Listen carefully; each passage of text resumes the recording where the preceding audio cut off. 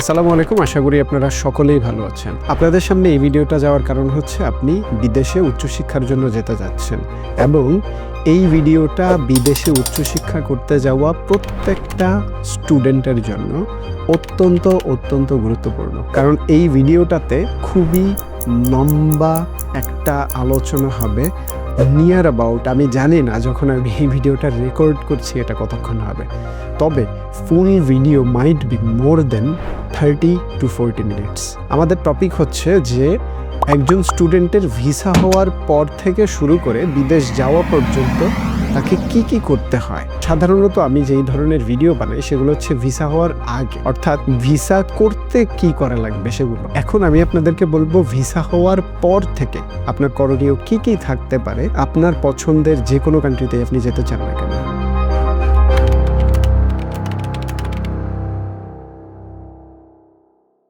আসসালামু আলাইকুম, আমি হাসিব থার্ডম্যান, বাহিরে পড়ালেখার চেয়ারম্যান।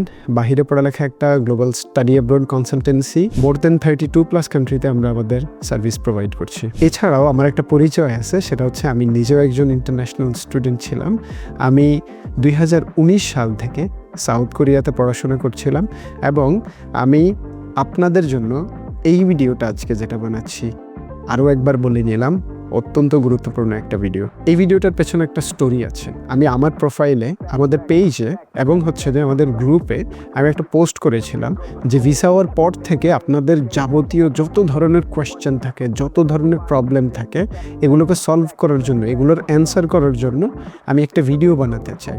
সো আপনারা আপনাদের কোয়েশ্চেনগুলো কমেন্ট করুন। আপনারা জেনে অবাক হবেন এত পরিমাণে কোয়েশ্চেন এসেছে। আমি অ্যাকচুয়ালি কোয়েশ্চেন ধরে অ্যান্সার করতে চাচ্ছি না, আমি চাচ্ছি খুবই গঠনমূলকভাবে আপনাদেরকে অ্যান্সার করতে। আমরা যতগুলো কোয়েশ্চেন পেয়েছি সবগুলোই ভিসা পাওয়ার পর থেকে শুরু করে নতুন কান্ট্রিতে পা রাখা এবং তার পরবর্তী কিছু বিষয় পর্যন্ত কিন্তু কভার করবে। এই ভিডিওতে আমরা টোটাল 13টা টপিক নিয়ে কথা বলবো। এই 13টা সেকশনের মধ্যে 3, 5, 7, 10 এবং 13 নম্বর পয়েন্টস অত্যন্ত গুরুত্বপূর্ণ। প্রত্যেকটা পয়েন্টসই আসলে গুরুত্বপূর্ণ, বাট এগুলো অত্যন্ত বেশি গুরুত্বপূর্ণ। আমি আপনাদের জন্য আরও একটা হেল্প করব। এই ভিডিওটাকে আমি 13টা আলাদা ভিডিওতেও রূপান্তর করব, অর্থাৎ একটা সিরিজ আকারে তৈরি করব। একটা ফুল ভিডিও হবে এবং 13টা আলাদা করে প্রত্যেকটা টপিকেরও ডিসকাশন হবে, যাতে আপনার যেটা প্রয়োজন আপনি দেখে নিতে পারেন। অ্যান্ড অবভিয়াসলি প্লেলিস্ট আপনারা কমেন্টে অথবা ডিসক্রিপশনে পেয়ে যাবেন। চলুন তাহলে আর কথা না বাড়িয়ে আমরা কি টপিকে আলোচনা করব এগুলো একটু বলে নেই।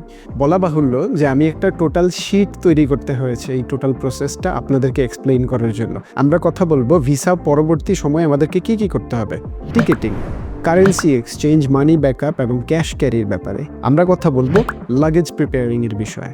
এছাড়াও medicine, device, SIM, immigration documents, before going to abroad আপনাকে কি স্কিল গেইন করা উচিত, what to do during the flight, what to do after flight, finding accommodation, job and last but not list others, যেখানে আমি খুবই important কিছু বিষয়ের কথা বলবো। সো এই 13টা টপিকে শুরু হচ্ছে আজকে আমাদের একটা গ্র্যান্ড ভিডিও। এই ভিডিওর প্রথম টপিক টিকেটিংয়ের পয়েন্টে আমাদের খুব কমন যে কোয়েশ্চেনটা, সেটা হচ্ছে বিদেশে যাওয়ার আগে টিকেটিংয়ের বিষয়ে আমাদেরকে কি বিষয়ে খেয়াল রাখতে হবে। তো এইটাকেই আমি একটু এক্সটেন্ডেড ওয়েতে আপনাদেরকে এক্সপ্লেইন করছি। একটা কোয়েশ্চেন এসেছে যে কোন এয়ারলাইন্স সবচেয়ে ভালো হবে। আমি দেখে বলছি আপনাদেরকে, আমার কাছে সব নোট করা। সো আমি যেটা বলি সবসময়ই যে এয়ারলাইন্স হওয়া উচিত অবভিয়াসলি রিয়েলি কমার্শিয়াল ওয়ান। আপনি কমার্শিয়াল যেই ফ্লাইটটার রেটিং ভালো, আপনি ডেফিনেটলি পাবলিকলি দেখতে পারতেছেন। সো আমি যেটা বলতে পারি রেটিং ভালোর ক্ষেত্রে Korean Airways, Asiana airlines, Singapore, Qatar Airways, Emirates Airways, এই ফ্লাইটগুলোই সিলেক্ট করা উচিত। তবে যেহেতু আমি সাউথ কোরিয়াতে থেকেছি, আমি ডেফিনেটলি আমার সাধারণত সুলভ মূল্যে, অর্থাৎ রিজনেবল প্রাইসে এবং হচ্ছে যে মোটামুটি বেশ ঘন ডেইলি অ্যাভেলেবেল বলতে গেলে আসলে চাইনিজ অ্যান্ড মালয়েশিয়ান এয়ারলাইন্সগুলোই ডেইলি অ্যাভেলেবেল হয়ে থাকে। সো এগুলোও আপনারা চয়েস করতে পারেন অবভিয়াসলি। এয়ারলাইন্স সিলেকশনের ক্ষেত্রে 3টা বিষয় আপনাকে আরও বেশি খুব সিরিয়াসলি আসলে মাথায় রাখা উচিত। সেটা হচ্ছে যে সেই এয়ারলাইন্স আপনাকে লাগেজের ক্ষেত্রে কী পরিমাণ অ্যালাউন্স দিচ্ছে, অর্থাৎ আপনি কত কেজি ক্যারি করতে পারতেছেন। বিদেশে যখন আসলে প্রথমবার যাওয়া হয়, প্রথমবার যাওয়ার সময় কিন্তু লাগেজে একটু বেশি পরিমাণ জিনিসপত্র নিতে পারাটা এটা প্রয়োজনীয়। এটা আমরা লাগেজের টপিকে গেলেই বুঝতে পারবেন। এছাড়া আরও একটা যেটা বিষয় যে আপনি ট্রানজিট যেটা করবেন, অর্থাৎ যদি আপনার ট্রানজিট ফ্লাইট থেকে থাকে। ট্রানজিট কি আমি যদি বলি, ট্রানজিট হচ্ছে আপনি সাপোজ আপনি যাবেন হচ্ছে এখন সাউথ কোরিয়াতে। সো সাউথ কোরিয়াতে যাওয়ার জন্য কিন্তু ডিরেক্ট ফ্লাইট নেই, অর্থাৎ কোনো কমার্শিয়াল ডিরেক্ট ফ্লাইট নেই। আপনাকে যেটা করতে হয়, সাউথ কোরিয়াতে যাওয়ার জন্য প্রথমে ঢাকা থেকে অর্থাৎ বাংলাদেশ থেকে আপনাকে যেতে হয় আইদার থাইল্যান্ড অথবা মালয়েশিয়া অথবা সিঙ্গাপুর অথবা চায়না, এই কান্ট্রিগুলোতে গিয়ে তারপরে আপনাকে যেতে হয় আবার আরেকটা কানেক্টিং ফ্লাইটে সাউথ কোরিয়াতে। সো এই যে আপনি মাঝে একটা কান্ট্রিতে থাকতেছেন, এই কান্ট্রিতে থাকাকালীন যেই টাইমটা, এটাকেই ট্রানজিট পিরিয়ড বলা হয়। ট্রানজিট সাপোর্ট ক্লিয়ার করে নেওয়া বলতে বোঝাচ্ছি যে আপনি ওই কান্ট্রিতে যাওয়ার পরে আপনার লাগেজ কি আপনাকে ফ্লাইট থেকে বের করে নিয়ে, অর্থাৎ আপনাকে ব্যাগেজ কালেক্ট করে আবার নতুন ফ্লাইটে নিয়ে যেতে হবে, নাকি ওরাই এটা আপনাকে চেক ইন ব্যাগেজ ট্রান্সফার করে দেবে, এইটা আপনাকে মেক শিওর করে নিতে হবে। চেক ইন ব্যাগেজ কি, জাস্ট শর্টলি বলে রাখি, চেক ইন ব্যাগেজ হচ্ছে যেটা আপনি ওদেরকে দিয়ে দিবেন, অর্থাৎ হচ্ছে আপনি ফ্লাইটে দিয়ে দিবেন বা ক্রুদেরকে দিয়ে দিবেন, ওরা এটা ওদের কার্গোতে নিয়ে যাবে। আর কেবিন ব্যাগেজ কি, কেবিন ব্যাগেজ হচ্ছে যেইটা আপনি নিয়ে আপনি নিজে ক্যারি করবেন, কাঁধের অথবা হচ্ছে নর্মাল হাতের, আপনি ছোট কিছু লাগেজ ক্যারি করতে পারেন যেটা আপনি ফ্লাইটে নিয়ে যেতে পারবেন এবং আপনার ওভারহেড যে কম্পার্টমেন্ট ওই কম্পার্টমেন্টে রাখতে পারবেন। আচ্ছা, থার্ড পয়েন্ট যেটা, সেটা হচ্ছে যে ফ্লাইট ডিলে অথবা ক্যান্সেল হলে ওদের ক্লজগুলো কি, অর্থাৎ ওদের টার্মস অ্যান্ড কন্ডিশনসগুলো কি, এগুলো জেনে নেওয়া, এগুলো জানাটা খুবই জরুরি। ইনকেস যদি আপনার ফ্লাইট ডিলে অথবা ক্যান্সেল হয়, সেই ক্ষেত্রে আপনাকে কি করতে হবে এটা জেনে নেওয়াটা। আমি যাচ্ছি একই টপিকের সেকেন্ড কোয়েশ্চেনে, সেটা হচ্ছে কতদিন আগে টিকিট কাটতে হয়। দেখেন, এটা খুবই সুন্দর একটা কোয়েশ্চেন। আসলে টিকিটটা কাটা উচিত কমপক্ষে 15 থেকে 20 দিন আগে। তবে দেখেন, নর্মালি আমি স্টুডেন্টদের কথাই যদি বলি, একজন স্টুডেন্ট ভিসা পাওয়ার পর থেকে তার ফ্লাই করার যে টাইমটা, এই শিডিউলটা কিন্তু মোটামুটি 7 দিন 10 দিনের বেশি হয় না, মানে অ্যাভারেজ ক্ষেত্রে ধরা যায়। তো সেই ক্ষেত্রে আপনার ভিসা আসলে হয়ে যাওয়ার পরপরই আপনাকে টিকিটটা কনফার্ম করে ফেলা উচিত। আর যদি আপনি টাইম পেয়ে থাকেন, অবভিয়াসলি আর্লি টিকিট বুকিং করা উচিত। তবে টিকিট বুকিংয়ের ক্ষেত্রে কিছু বিষয় খেয়াল রাখবেন। আপনারা টেস্ট করে নেবেন, অর্থাৎ একাধিক সোর্স থেকে টেস্ট করে নেবেন যে প্রাইসিংটা কেমন পড়তেছে, আপনাদের সুবিধাগুলো কী কী পাচ্ছেন, এটা জেনে নেওয়াটা জরুরি। টিকেটিংয়ের টপিকের থার্ড কোয়েশ্চেনটা যেটা, সেটা হচ্ছে যে ট্রানজিটের বিষয়ে খেয়াল রাখাটা। ট্রানজিটের ব্যাপারটা কি আমি আপনাদেরকে কিন্তু একটু আগেই বলেছি, তবে একটু ট্রানজিটের ব্যাপারে যিনি কোয়েশ্চেন করেছেন ওনার কোয়েশ্চেনটা ছিল যে ট্রানজিটের বিষয়ে কী কী খেয়াল রাখতে হবে। আমি যেটা বলবো সেটা হচ্ছে যে based on my own experience, একটার বেশি ট্রানজিট কখনোই নেওয়া উচিত না। Trust me, that is a hectic experience that you don't want to experience. খুবই হেক্টিক এক্সপিরিয়েন্স হবে। আপনি টায়ার্ড হয়ে যাবেন, আপনি অসুস্থ হয়ে যাবেন। আপনি একটার বেশি ট্রানজিট নেওয়া উচিত না। অ্যান্ড অবভিয়াসলি বেসড অন আমার একজন খুবই ক্লোজ ফ্রেন্ডের এক্সপিরিয়েন্স, সে ফ্লাইট মিস করেছে চায়নাতে। আপনারা নর্মালি খেয়াল করবেন যে যেই কানেক্টিংটা হয়ে থাকে 1 ঘন্টা থেকে 1 ঘন্টা 20 মিনিটের, এই কানেক্টিংটা না নেওয়াই ভালো। অর্থাৎ আপনি সাপোজ, আমি এক্সাম্পল হিসাবে যদি বলি যে আপনি বাংলাদেশ থেকে মালয়েশিয়া গেলেন, মালয়েশিয়া থেকে আপনি সাউথ কোরিয়া যাবেন। সো বাংলাদেশ থেকে মালয়েশিয়া গিয়ে নামার পর থেকে পরবর্তী ফ্লাইটটা যদি 1 থেকে 2 ঘন্টার মধ্যে হয়, কাইন্ডলি এটা চয়েস না করাটাই ভালো। কারণ ইনকেস যদি আপনার ইমিগ্রেশন প্রসেস দেরি হয়, বিশেষ করে চাইনিজ ইমিগ্রেশন যদি হয়, ডেফিনেটলি দেরি হবে এবং আপনি ফ্লাইট মিস করার সম্ভাবনা থাকে। সো ট্রানজিটের ক্ষেত্রে এই বিষয়টা খুবই গুরুত্বপূর্ণ, খেয়াল রাখতে হবে। ইভেন এটা টিকেটিংয়ের ক্ষেত্রেও কমপক্ষে আমি যেটা বলবো, কমপক্ষে 3 ঘন্টা ট্রানজিট হচ্ছে আসলে সবচেয়ে নিরাপদ। আমি বলবো ট্রানজিট টাইমে আপনি যথেষ্ট পরিমাণে একটু রেস্ট করে নেওয়ার ট্রাই করবেন। এবং নর্মালি যদি আপনি নামাজি কালামি মানুষ হন, that will be very much helpful for you. নামাজ পড়ার জায়গা খুঁজে নেবেন, নামাজ পড়ে নেবেন। ওই মোমেন্টে আসলে একটু রিল্যাক্স লাগে। একটা খুব গুরুত্বপূর্ণ বিষয়, সেটা আমি বলে রাখতে চাই এবং যেটা আমি নোট করছি লাস্ট বাট নট লিস্ট হিসাবে ট্রানজিটে, সেটা হচ্ছে যে আপনার যদি ট্রানজিট হয় যেখানে ট্রানজিটে আপনি যাবেন সেইখানে কি আপনার ট্রানজিট ভিসা লাগবে কি না, এটা আপনাকে কিন্তু জেনে নিতে হবে। সো মাস্ট আপনাকে এইটা খেয়াল রাখতে হবে যে ট্রানজিট ভিসা লাগবে কি না, এটা চেক করা। ফোর্থ যে কোয়েশ্চেনটা ছিল সেটা হচ্ছে একজন স্টুডেন্ট হিসাবে আমি যখন টিকিটিং করব আমাকে কি কি বিষয়ে সতর্কতা অবলম্বন করতে হবে। দেখেন, আমি সবচেয়ে ইম্পর্টেন্টলি যেটা বলবো সেটা হচ্ছে ডেট চেঞ্জ এবং রিফান্ড পলিসিটা দেখে নেওয়া। কারণ এটা বেশ অনেকেই কিন্তু এক্সপিরিয়েন্স করে যে ডেট চেঞ্জের ব্যাপারটা বা আপনার রিফান্ড পলিসিটা কি এটা দেখে নেওয়া, এবং হচ্ছে ইউনিভার্সিটি রিপোর্টিং ডেট অথবা হচ্ছে যে ইউনিভার্সিটিতে আপনি কবে যাবেন এটার সাথে যাতে আপনার ডেটটা পুরোপুরি ম্যাচ করে, অর্থাৎ আপনি যাতে আপনার মানে ওরিয়েন্টেশন মিস না করেন, আপনার ক্লাস যাতে মিস না করেন। তবে অবভিয়াসলি কোনো ক্ষেত্রে ইউনিভার্সিটি কিন্তু এটা ইজি হয়, ইমিগ্রেশন ইজি হয় যে ক্লাস মিস করলেও সেটা অ্যাকসেপ্ট করে ওরা। তবে এই ক্ষেত্রে আপনাকে অবভিয়াসলি আগে থেকে ইমিগ্রেশনে দেখানোর জন্য, বাংলাদেশ ইমিগ্রেশন হোক বা কোরিয়ান ইমিগ্রেশন হোক বা যে কোনো দেশের ইমিগ্রেশন হোক, আপনাকে কিন্তু একটা প্রুফ নিয়ে যাওয়াটা উচিত, ইমেইল কনফার্মেশন টাইপের, যে অবভিয়াসলি ওরা আপনাকে এটা কনসিডার করবে। সেকেন্ড পয়েন্টটা হচ্ছে কারেন্সি এক্সচেঞ্জ, মানি ব্যাকআপ এবং ক্যাশ ক্যারি, অত্যন্ত গুরুত্বপূর্ণ। আমি ধন্যবাদ জানাতে চাই যিনি এই কোয়েশ্চেনটা করেছেন তাকে, কারণ এটা নিয়ে খুবই প্রবলেমের স্টুডেন্টরা পড়ে। কোয়েশ্চেনগুলো কী কী ছিল আমি আপনাদেরকে একটু কোয়েশ্চেনগুলো বলে নেই। কোয়েশ্চেনগুলো প্রথমেই ছিল হচ্ছে কত টাকা ব্যাকআপ রাখা উচিত, এবং ছিল হচ্ছে টাকা কিভাবে নিব, আরেকটা ছিল হচ্ছে কোন কারেন্সিতে এক্সচেঞ্জ করলে ভালো হবে, আর আরও একটা কোয়েশ্চেন যেটা ছিল সেটা হচ্ছে বাংলাদেশে কোথা থেকে আমি কারেন্সি এক্সচেঞ্জ করে নিব। লাস্ট বাট নট লিস্ট যে কোয়েশ্চেনটা ছিল সেটা হচ্ছে যে ডলার এন্ডোর্সমেন্ট করাটা কি দরকার হবে কি না। আসি হচ্ছে কত টাকা ব্যাকআপ রাখা উচিত, একটু ডিসকাশনের ব্যাপার। দেখেন, ফিমেল যারা অ্যাপ্লিকেন্ট তাদের ক্ষেত্রে একটু বেশি আমি সাজেস্ট করি যে তাদের একটু বেশি টাকা নিয়ে যাওয়া উচিত। সাধারণতই হচ্ছে ওনাদের আনুষঙ্গিক অনেক খরচ থাকে, আর পুরুষ যারা তাদের ক্ষেত্রে একটু তুলনামূলক কম নিয়ে গেলেও চলে। I know you guys are students, so আপনারা যাওয়ার পরেই স্বাভাবিকভাবে ট্রাই করবেন যে একটু পার্ট টাইম জব পাওয়া যায় কিনা বা পার্ট টাইম জব করতে পারেন কিনা। দেখেন, আমি এইটুকু ব্যাপার খুব ক্লিয়ারলি বলতে চাই যে সাধারণত যেটা হয় যে ছেলে অ্যাপ্লিকেন্ট যারা ওরা খুব ফাস্ট একটু জব খুঁজতে পারে, ফিমেল অ্যাপ্লিকেন্টসদের ক্ষেত্রে একটু সময় লাগে। সো এইটাকে মাথায় রেখে আমি বলতেছি মেয়েদের একটু বেশি হলেও টাকা নিয়ে যাওয়া উচিত। সো এই অ্যামাউন্টটা কত হতে পারে, এই অ্যামাউন্টটা আমি বলবো টোটাল কাউন্ট করবেন। আপনি যেই দেশে যাচ্ছেন সেই দেশের মান্থলি খরচ কেমন, অর্থাৎ আপনার থাকা, ট্রান্সপোর্টেশন, আপনার খাওয়া এবং আপনার টুকটাক খরচ মিলায় আপনার টোটাল এক মাসের খরচ কত, এইটাকে কাউন্ট করে আপনি 3 মাসের নিয়ে যাওয়া উচিত। আমি যদি সাউথ কোরিয়ার ক্ষেত্রে এক্সাম্পল হিসেবে বলতে যাই, একজন ছেলের যদি ডরমিটরি ফি বাংলাদেশ থেকে পে করে যাওয়া হয় বা একজন মেয়ের যদি ডরমিটরি ফি বাংলাদেশ থেকে পে করে যাওয়া হয়, সেই ক্ষেত্রে সে হয়তো 1 লক্ষ টাকা, 1,20,000 টাকা নিয়ে গেলেও যথেষ্ট।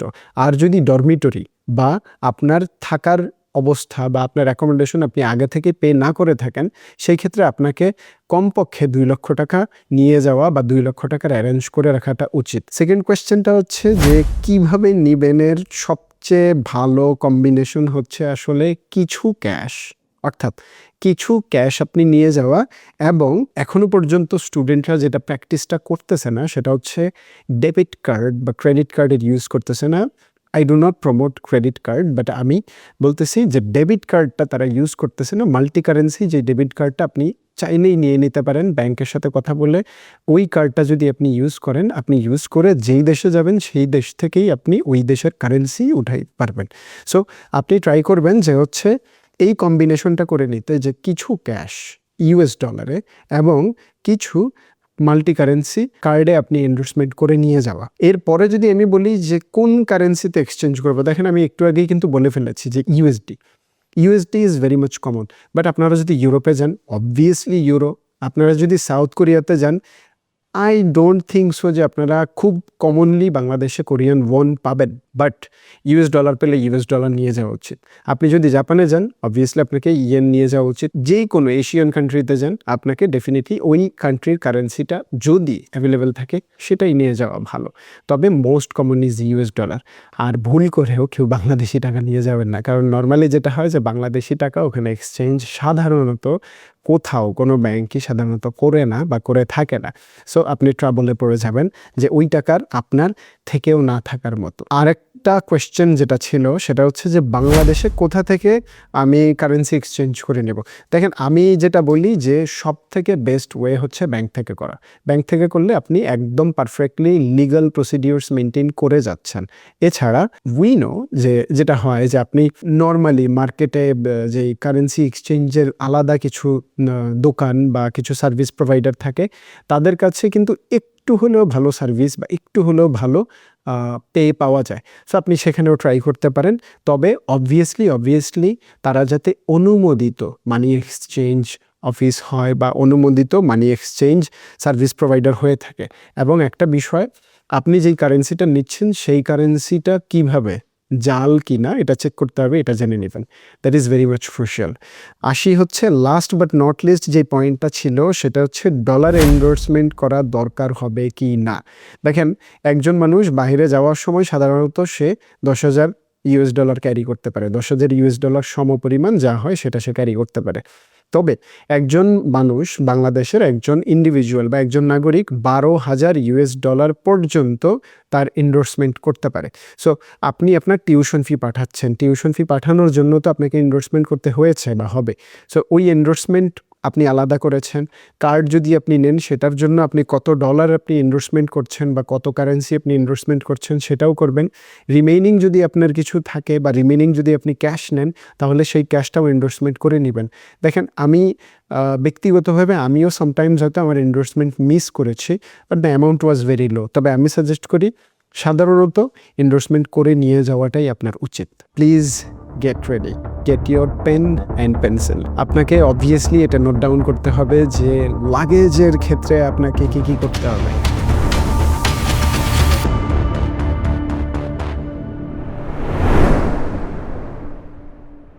আমি আমার এক্সপিরিয়েন্স থেকে বলছি, 2019 সালে যখন আমার বাবা মা আমার লাগেজ গুছিয়ে দিয়েছিলেন সেই পয়েন্টসগুলো আমি ফ্ল্যাশব্যাক করে আমি নোট ডাউন করে নিয়েছি, যেটা আমার এখানে বেশ হেভি একটা পেপারে আসলে নোট ডাউন করা। সো আমি যাচ্ছি হচ্ছে এখন কথা বলতে যে লাগেজ প্রিপেয়ার করার ক্ষেত্রে আপনাকে কি বিষয়ে খেয়াল রাখতে হবে, কি আপনাকে নিতে হবে এবং কি বিষয়ে আপনি পরিত্যাগ করাটা ভালো। চলুন জেনে নেই সর্বপ্রথম, সেটা হচ্ছে যে কাপড় চোপড়ের ক্ষেত্রে আপনাকে কী করতে হবে। দেখেন, আমি আপনাদেরকে যেটা বলবো যে আপনি যেই কোনো কান্ট্রিতেই যান না কেন, সাধারণত বাংলাদেশের বাহিরে আপনারা যেই কান্ট্রিগুলো চয়েস করেন বা আপনি যেই কান্ট্রিটা চয়েস করতেছেন সেটাতে অবভিয়াসলি মাইনাস ঠান্ডা হয়ে থাকে। সো ঠান্ডার ক্ষেত্রে আমি যেটা বলবো যে খুবই কম কাপড় নেওয়া উচিত বাংলাদেশ থেকে। সো চলুন আমি দৈনন্দিন কাপড়ের পয়েন্টটা আগে বলি। দেখেন, দৈনন্দিন কাপড়ের ক্ষেত্রে আপনার কি খেয়াল রাখতে হবে আমি এই পয়েন্টটা বলি সর্বপ্রথম। দৈনন্দিন কাপড়ের ক্ষেত্রে হচ্ছে আপনাকে কিছু টি শার্ট বাংলাদেশ থেকে নিয়ে যাওয়া উচিত। টি শার্ট বাংলাদেশে খুব ভালো ফেব্রিক্সের টি শার্ট পাওয়া যায়, আপনি সেগুলো চয়েস করে নিয়ে যেতে পারেন, 5টা থেকে 6টা টি শার্ট। এছাড়া আপনার যেই ব্যাপারটা খেয়াল রাখতে হবে সেটা হচ্ছে যে আপনাকে কিছু ভালো প্যান্টস নিয়ে যেতে হবে। নর্মালি যেটা হয় যে আমার ক্ষেত্রে যদি আমি বলি, I usually do not wear jeans এবং আমার জিন্স পছন্দ না, সো আমি জিন্স পরি না। আপনার যেটা পছন্দ আপনি ওই রকম প্যান্টস নিয়ে যাবেন, সেটা আপনার জন্য খুবই গুরুত্বপূর্ণ হবে। এবং আপনাকে অবভিয়াসলি আরও একটা বিষয় খেয়াল রাখতে হবে, সেটা হচ্ছে কিছু রিল্যাক্সিং কাপড় চোপড়, যেটা হচ্ছে যে আপনি ঘুমানোর সময় পরতে পারেন। নর্মালি যেটা হয়ে থাকে বাংলাদেশি ছেলেরা লুঙ্গি পরে, আপনি লুঙ্গি পরতে পারেন, লুঙ্গি নিয়ে যেতে পারেন। অথবা যেটা হয় যে আপনি ট্রাউজার পরতে আরাম বোধ করেন, আপনি ট্রাউজার নিয়ে যেতে পারেন। সো এইটা হচ্ছে একদম দৈনন্দিন কাপড়ের ক্ষেত্রে বলতে গেলে। আমি আপনাকে বলার প্রয়োজন হবে না, but you should carry your undergarments. তবে সাধারণত যেটা হয় যে বাহিরে আন্ডারগার্মেন্টসগুলো আরও বেশি একটু ভালো কোয়ালিটির হয়ে থাকে, ভালো রিল্যাক্সিং হয়ে থাকে, আপনি সেখানে গিয়েও নিতে পারেন। তবে ইনিশিয়াল কিছু 2টা-4টা আপনার নিয়ে যাওয়া উচিত। এরপরে যেটা আমি ফর্মাল কাপড়, যেটা আমি অবভিয়াসলি বলবো, ফর্মাল কাপড়ের ক্ষেত্রে অবশ্যই আপনাকে খেয়াল রাখতে হবে যে অ্যাজ আ স্টুডেন্ট আপনাকে হয়তো কোনো না কোনো ফর্মাল প্রোগ্রাম, আপনাকে কোনো না কোনো প্রফেশনাল ফিল্ডে হয়তো আপনাকে এক্সপিরিয়েন্স করার জন্য হলেও যেতে পড়তে পারে। সো আপনাকে যেটা করতে হবে, আপনি অবভিয়াসলি একটা স্যুট 3 পিসের স্যুট আপনি রেডি করে নিয়ে যাওয়াটা ভালো। অর্থাৎ হচ্ছে যে আপনার ব্লেজার, আপনার কোটি যেটা বলে এবং হচ্ছে যে আপনার প্যান্ট, অ্যাটলিস্ট 3 পিস আপনাকে রেডি করে নিয়ে যাওয়া উচিত। আপনি যদি টাই পরতে স্বাচ্ছন্দ্য বোধ করেন, টাই নিয়ে যাওয়া উচিত। আমি টাই পরতে স্বাচ্ছন্দ্য বোধ করি না কখনোই, সো আমি টাই পরি না। আপনি এছাড়াও আপনার ফর্মাল শুজ নিতে পারেন। শুজের ক্ষেত্রে আমি যেটা বলবো, শুজের ক্ষেত্রে আপনার যদি পছন্দ হয়, স্ক্রিনে দেওয়া বিস্তারিত আছে হাইডলেনের সাথে আপনি যোগাযোগ করতে পারেন। It is one of my businesses, so আপনি এখান থেকে স্টুডেন্টদের জন্য বেশ ভালো ভালো জুতা আপনারা নিয়ে যেতে পারেন। ঠান্ডার জন্য ভালো হবে, রেগুলার ইউজের জন্য ভালো হবে। আমি নিজে আমার জুতা পরি, so I really like my shoes. আপনিও চয়েস করতে পারেন। চলুন যাই হচ্ছে এর পরের টপিকে, যেটা হচ্ছে যে শীতের কাপড়ের ক্ষেত্রে আমি যেটা বললাম, শীতের কাপড়, this is one of the most important আসলে ব্যাপার। এইখানে আমি সর্বপ্রথম আপনাদেরকে যেটা বলবো যে থার্মাল ইনার, যেটা আপনি যেখানে যাচ্ছেন অবভিয়াসলি এখানে ঠান্ডা হতে পারে, সো থার্মাল ইনার বেশি করে নিয়ে যাবেন। অর্থাৎ ইনার প্যান্ট এবং ইনার আপনার টপস দুইটা খুব খুব বেশি পরিমাণে নিয়ে যাওয়াটা ভালো। তবে খেয়াল রাখবেন যে আপনার বাংলাদেশ থেকে আপনি যেই জ্যাকেট নিয়ে যাবেন, ভারী জ্যাকেট, এটা আমি বলবো যে একটাই নিয়ে যাওয়া ভালো। রিয়েলি ফ্যাক্ট বলতেছি, based on my own experience. আমিও বাংলাদেশ থেকে যাওয়ার সময় 3টা জ্যাকেট নিয়ে গেছিলাম, বাট অ্যাকচুয়ালি একটা জ্যাকেটও খুব বেশি আমাকে ভালো সাপোর্ট দেয়নি। আপনি যেই দেশে যাচ্ছেন সেই দেশের ওয়েদার অনুযায়ী জ্যাকেটকে ওখানের মার্কেটে ওই সোয়েটারগুলোই চলে, সো ওখান থেকে নেওয়াটা ভালো। সো আমি এই জন্যই বললাম যে আপনি একটা নিয়ে যান, দ্যাট উইল বি গুড। এর বেশি নেওয়ার দরকার নাই। আর হ্যাঁ, অবশ্যই আপনি কিছু কমন হুডি নিয়ে যেতে পারেন, আপনি মাফলার নিয়ে যেতে পারেন, আপনি গ্লাভস নিয়ে যেতে পারেন। তবে it's better to buy the gloves from there as well, but 1 জোড়া 2 জোড়া গ্লাভস হলেও নিয়ে যাওয়া ভালো। আর হ্যাঁ, অবভিয়াসলি টুপি নিয়ে যাবেন, অর্থাৎ উলের যেটা টুপি, ঠান্ডার মধ্যে যাতে আপনি প্রবলেমে না পড়েন। এবং আমি ঠান্ডার ব্যাপারে আপনাদেরকে একটা আমার ব্যক্তিগত এক্সপিরিয়েন্স থেকে, প্রায় 6.5 বছরের উপরের এক্সপিরিয়েন্স থেকে বলে দেই যে ঠান্ডার ব্যাপারে আপনি যেটা করবেন সেটা হচ্ছে যে always try to cover your nose and always try to cover your head. আপনার গলা, নাক এবং মাথা যখন ঢাকা থাকবে আপনার খুব খুব কম ঠান্ডা লাগবে। এনিওয়েজ, যাই হচ্ছে আরেকটু কিছু ব্যাপারে, সেটা হচ্ছে যে জুতার ক্ষেত্রে আমি অবভিয়াসলি আপনাদেরকে বলে দিয়েছি, বাট জুতার ক্ষেত্রে একটা ছোট ব্যাপার আমি আপনাদেরকে মেনশন আগে করি নাই, সেটা হচ্ছে আমি ফর্মালের ক্ষেত্রে ফর্মাল শুজের কথা বলছি, বাট অবভিয়াসলি আপনাদেরকে কিছু ওয়াকিং শুজ বা রানিং শুজ নিয়ে যাওয়া উচিত। আপনারা হয়তো পার্ট টাইম জব করবেন, কমপক্ষে 2 থেকে 3 জোড়া জুতা নিয়ে যাওয়াটা ভালো। নর্মালি যেটা হয় যে জুতার দামগুলো সাধারণত ওই কান্ট্রিগুলোতে, অর্থাৎ বিদেশে খুব বেশি হয়ে থাকে, বাংলাদেশে জুতার দাম খুবই কম হয়। সো আপনি ট্রাই করবেন জুতা বেশি পরিমাণে নিয়ে যাওয়ার জন্য। এবং এটা অবাক হলেও সত্য যে অ্যাকচুয়ালি স্টুডেন্টরা কিন্তু, স্টুডেন্ট হোক বা বিদেশে যারাই থাকুক না কেন, তারা কিন্তু বাংলাদেশ থেকেই বেশি পরিমাণে জুতা নিয়ে যায়। খুব বেশি জুতা তারা কিন্তু ওখানে কেনে না, এ হচ্ছে বিষয়। তবে স্লিপারের কথা যেটা বলবো, 1 জোড়া স্লিপার নিয়ে যাবেন। আর অবভিয়াসলি ওখানে আরও ভালো ভালো স্লিপার আপনি পাবেন, যে কোনো কান্ট্রিতে আপনি যান না কেন, হোপফুলি সেখান থেকে আপনি স্লিপার নিতে পারেন। আমার টপিকটা টয়লেট্রিজের ব্যাপারে। টয়লেট্রিজ অ্যান্ড পার্সোনাল কেয়ার, এটা খুবই ইম্পর্ট্যান্ট। দেখেন, এটা একটা দৈনন্দিন জীবনের ব্যাপার, এটা একটা জৈবিক ব্যাপার। So you have to be very careful about this thing. আপনাকে অবভিয়াসলি টুথব্রাশ নিতে হবে। আমি বলবো অ্যাটলিস্ট 2টা টুথব্রাশ নিয়ে যাওয়া উচিত। আপনাকে টুথপেস্ট নিয়ে যাওয়া উচিত, জাস্ট একটা। বাংলাদেশের টুথপেস্টের চেয়ে ওখানে টুথপেস্টগুলো রিয়েলি ফার বেটার হয়ে থাকে। আপনাকে আমি যেটা বলবো যে জাস্ট একটা সাবান নিয়ে যাবেন এবং জাস্ট একটা ট্রাভেল সাইজের শ্যাম্পু নিয়ে যাবেন, অর্থাৎ রিয়েলি ছোট। আমাদের দেশে বলতেও দুঃখ লাগতেছে, সাবান, শ্যাম্পু এগুলো আমাদের দেশ থেকে ওখানে রিয়েলি গুড কোয়ালিটি হয়ে থাকে। আমাদের দেশের সাবান, shampoo, toothpaste, these are just nothing but আমাদের শরীরের জন্য খুবই খারাপ। ওখানে যাবেন, আপনি ওখান থেকেই কিনে নিতে পারবেন। আর হ্যাঁ, অবভিয়াসলি টাওয়েল নিয়ে যাবেন, একটা ছোট টাওয়েল এবং একটা বড় টাওয়েল। সাধারণত টাওয়েল আপনি ওখান থেকেও পাবেন, বাট ইউজের জন্য হলে তো আপনার ইনিশিয়ালি একটা লাগবে, সো নিয়ে যাবেন। এবং আমি বলবো নেইল কাটার নিতেও পারেন, নাও নিতে পারেন, ইটস আপ টু ইউ। এবং অবভিয়াসলি ট্রিমার, রেজার এগুলো নিয়ে যাবেন। চিরুনি নিয়ে যাবেন একটা ছোট। ট্রাই করবেন অলওয়েজ ছোট আয়না ইউজ করতে, সো ছোট একটা আয়না। আর হ্যাঁ, আমি আরও কিছু বিষয় বলে রাখা ভালো যে মেয়েদের ব্যাপারে জরুরি যে বিষয়গুলো অবভিয়াসলি আপনারা তো সেগুলো ক্যারি করবেন, তবে আমি অ্যাডিশনাল কিছু কথা বলবো, সেটা হচ্ছে যে অয়েলের ব্যাপারে ছেলে মেয়ে উভয়ের ক্ষেত্রে হেয়ার অয়েল, যেটা হেয়ার অয়েল আপনারা সাধারণত নিজেরটা ক্যারি করাই ভালো, পরবর্তীতে অবভিয়াসলি আপনি আপনার মতন করে স্যুট করাই নিতে পারবেন, ওখানে গিয়ে নতুন নতুন চেষ্টা করবেন, বাট ইনিশিয়াল স্টেজে হেয়ার অয়েল নিয়ে যাওয়াটা ভালো, তবে খুব বেশি পরিমাণে না নেওয়া ভালো, কারণ আপনি এত পরিমাণে জিনিস নিচ্ছেন যে এইটাকে খুব বেশি বড় সাইজের না নেওয়াটাই বেটার। এরপরে যেটা খুব কমন কোয়েশ্চেন আসছে সেটা হচ্ছে ঔষধের ব্যাপারে। দেখেন, ঔষধের ব্যাপারে আমি অলওয়েজ একটা কথা বলে থাকি, আই ডোন্ট লাইক ঔষধ। আমি নিজে মেডিসিন নেই না, যে কোনো পরিমাণ অসুস্থতাই হোক না কেন, I try to avoid medicine. এবং আমার এক্সপিরিয়েন্স থেকেও যদি আমি বলি, সাউথ কোরিয়াতে আমি যে 6.5 বছর থেকেছি তার মধ্যে আমি জাস্ট 2বার হসপিটালে গিয়েছিলাম। একবার হচ্ছে জাস্ট একটু আমার অ্যাঙ্কেলে একটু ব্যথা হয়েছিল, আরেকবার আমার লিগামেন্টে একটু প্রবলেম হয়েছিল। এই 2বার জাস্ট আমি গেছিলাম। এই ছাড়া আল্লাহর রহমতে আপনি যখন বিদেশে যাবেন, ট্রাস্ট মি ভাই, অসুস্থতা আপনার কাছ থেকে দূরে সরে যাবে। গুড এয়ার কোয়ালিটি এবং হচ্ছে গুড অ্যাটমসফিয়ার, পজিটিভ এনভায়রনমেন্ট, এই পুরো জিনিসগুলো আপনার মনস্তাত্ত্বিক এবং শারীরিক বিষয়কে অনেক অনেক বেশি ডেভেলপ করে ফেলে, যার কারণে হয় কি আপনি সহজেই অসুস্থ হন না। অবশ্যই অসুস্থতা একটা রিজিকের ব্যাপার, এটাও আল্লাহর তরফ থেকে আসে, বাট নর্মালি যেটা হয়ে থাকে যে পরিবেশ পরিস্থিতির কারণে আপনি অনেক সুস্থ বোধ করেন।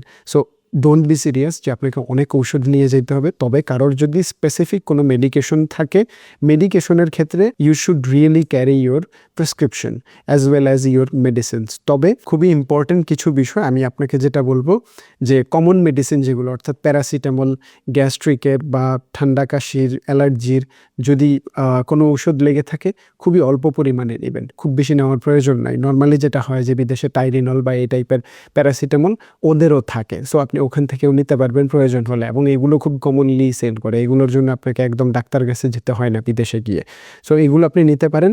অ্যালার্জির ঔষধের ক্ষেত্রে, ঘুমের ঔষধের ক্ষেত্রে আমি আপনাদেরকে বলবো বি ভেরি কেয়ারফুল। অ্যালার্জির ঔষধ এবং ঘুমের ওষুধগুলো সাধারণত ইমিগ্রেশনে হয়তো আপনাকে যদি কোয়েশ্চেন করে, বা হয়তো ওরা যদি ইন্সপেকশন করে বেসড অন ইয়োর ডেস্টিনেশন, আপনার হয়তো প্রবলেম করতে পারে, সো বি কেয়ারফুল। অবশ্যই স্যালাইন নিয়ে যাবেন।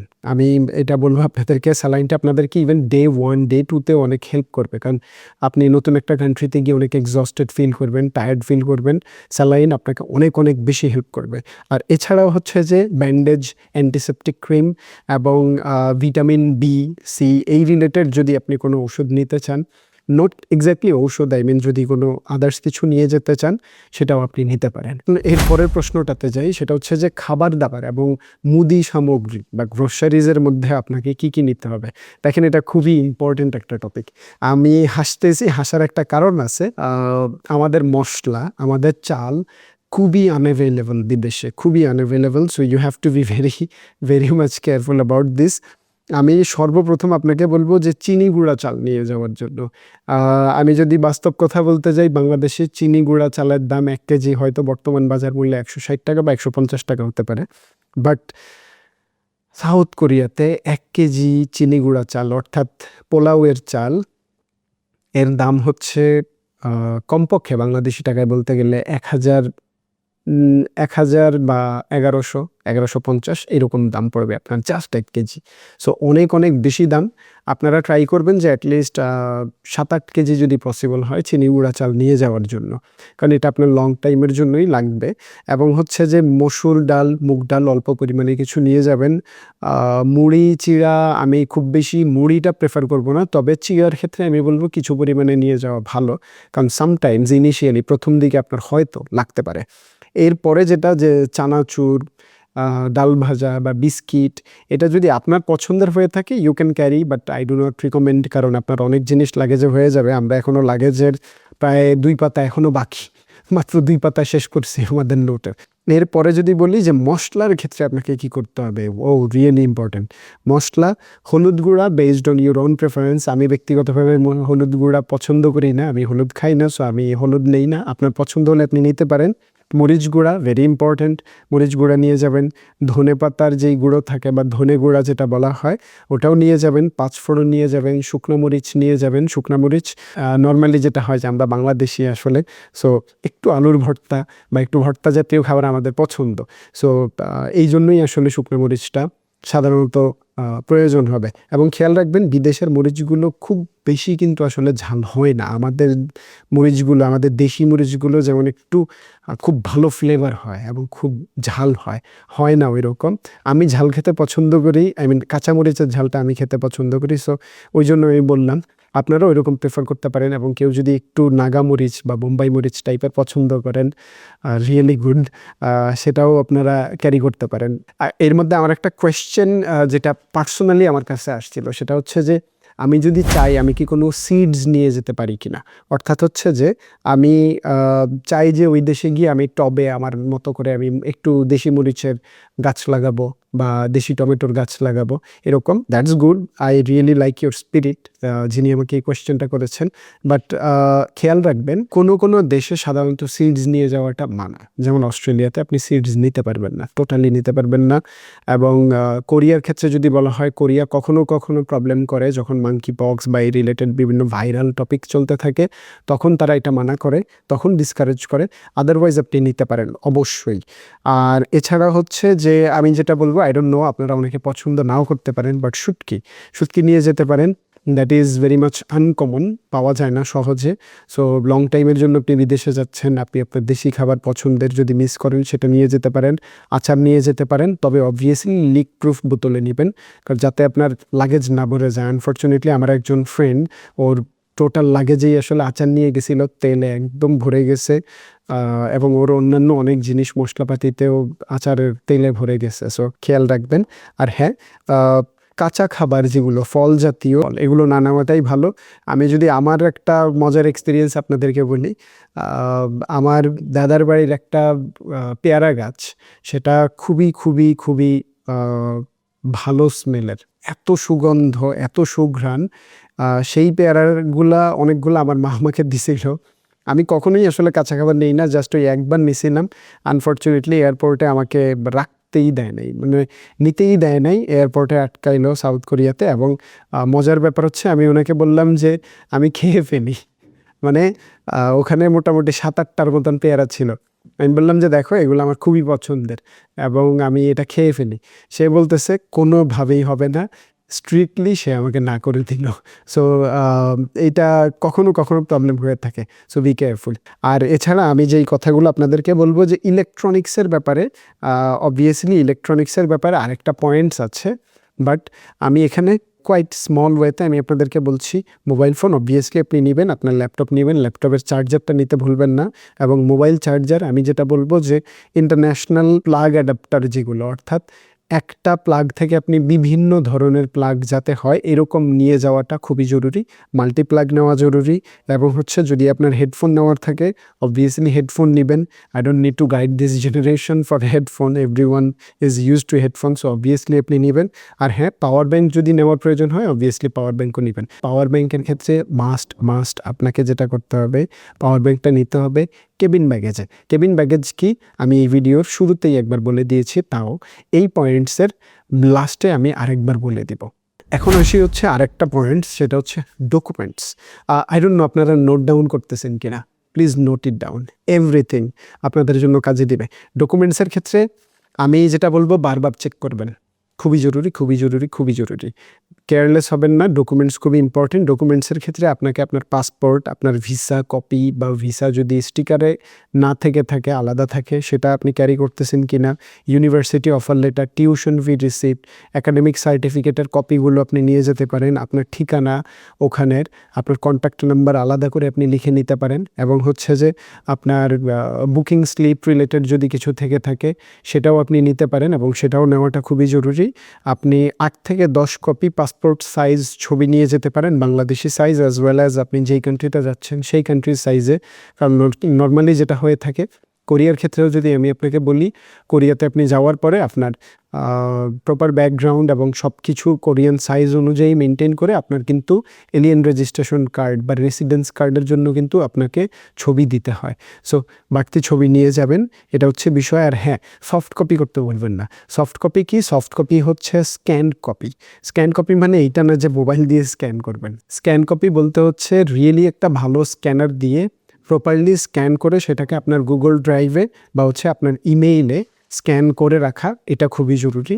লাগেজের টপিকের 8 নম্বর টপিকটাতে আছি এখন, 8 নম্বর পয়েন্টে। সেটা হচ্ছে ছোট কিন্তু কিছু দরকারি জিনিস। সেটা হচ্ছে যদি পারেন একটু সুই সুতা নিয়ে যাবেন, সেফটি পিন নিয়ে যেতে পারেন, কাজে লেগে যায় অনেক সময়, রাবার ব্যান্ড, এবং হচ্ছে যে জাস্ট ছোট একটা ছুরি নিয়ে যাবেন, তবে মাস্ট সেটা যাতে চেক ইন ব্যাগেজে হয়। আপনি কিন্তু কেবিন ব্যাগেজে কোনোভাবেই ছুরি ক্যারি করতে পারবেন না, that is very much illegal. So ছোট ছুরি আপনি আপনার চেক ইন ব্যাগেজে নিয়ে যাবেন, বা লাগেজ যেটা বড় লাগেজ সেটাতে নিয়ে যাবেন। কাপড় শুকানোর জন্য ক্লিপ নিয়ে যেতে পারেন, এবং হচ্ছে ছাতা, ছোট ছাতা নিয়ে যাবেন। ছাতা খুবই কমন বিদেশে, বাট আমি বলবো যে একটু ভালো কোয়ালিটির যদি ছাতা থাকে ইনিশিয়াল স্টেজে নিয়ে যাওয়া উচিত। ইউ ডোন্ট নো আপনি কোন সিজনে যাচ্ছেন, সো সিজনকে মাথায় রেখে এটা নেওয়া উচিত। 9 নম্বর পয়েন্টে যদি বলতে যাই, আমার ক্ষেত্রে যেটা হয়েছে যে ধর্মীয় জিনিস, সেটা হচ্ছে অ্যাকচুয়ালি ধর্মীয় জিনিস। সো ধর্মীয় জিনিসের ক্ষেত্রে জায়নামাজ, তসবি, কোরআন, দোয়ার বই, এগুলো নিয়ে যাওয়াটা উচিত। জায়নামাজ ইজ ভেরি মাচ ইম্পর্টেন্ট, কারণ সাধারণত অত কমনলি পাওয়া যায় না। অবভিয়াসলি আতরও নিতে পারেন, আতর is also very much important আপনারা যারা ইউজ করেন। আর অবভিয়াসলি খুবই ভালো ভালো কোয়ালিটির আতরের জন্য আপনারা আমার সাথে যোগাযোগ করতে পারেন। আতর সম্পর্কিত আরও অনেক কিছু আপনাদের জানা থাকলে আমার সাথে যোগাযোগ করতে পারেন। আমার আতরের বিজনেস থেকে ইনশাল্লাহ আপনাদেরকে আমি আতরের ভালো গাইডলাইন প্রোভাইড করতে পারবো। এটা হচ্ছে 4র্থ টপিক, মেডিসিন। দেখেন, মেডিসিন রিলেটেড যে পয়েন্টস, এগুলো আমি অলরেডি লাগেজের টপিকে উল্লেখ করে দিয়েছি, বাট এছাড়াও কিছু কোয়েশ্চেন স্পেসিফিক্যালি এসেছে, যেই কোয়েশ্চেনগুলোর আমি খুব স্পেসিফিক অ্যান্সার করতে চাচ্ছি আপনাদেরকে। এটা খুবই ছোটোভাবেই হয়ে যাবে, but this is very much important, যাদের জন্য মেডিসিনটা কেয়ারফুল থাকার বিষয়। প্রথম যেটা কোয়েশ্চেন ছিল যে বাংলাদেশ থেকে কী ধরনের ঔষধ নেওয়া উচিত এবং কতদিনের জন্য নেওয়া উচিত। অ্যান্সারটাকে আমি লাস্টে করতেছি, because this is a very common question. Second যেটা কোয়েশ্চেন ছিল যে প্রেসক্রিপশন থাকলে সর্বোচ্চ কতদিনের ঔষধ নেওয়া যায়।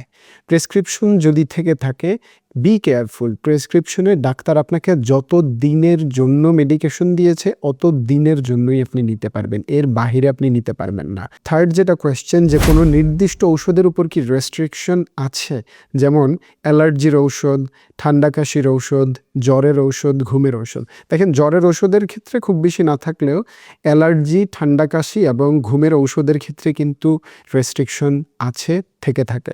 কেন?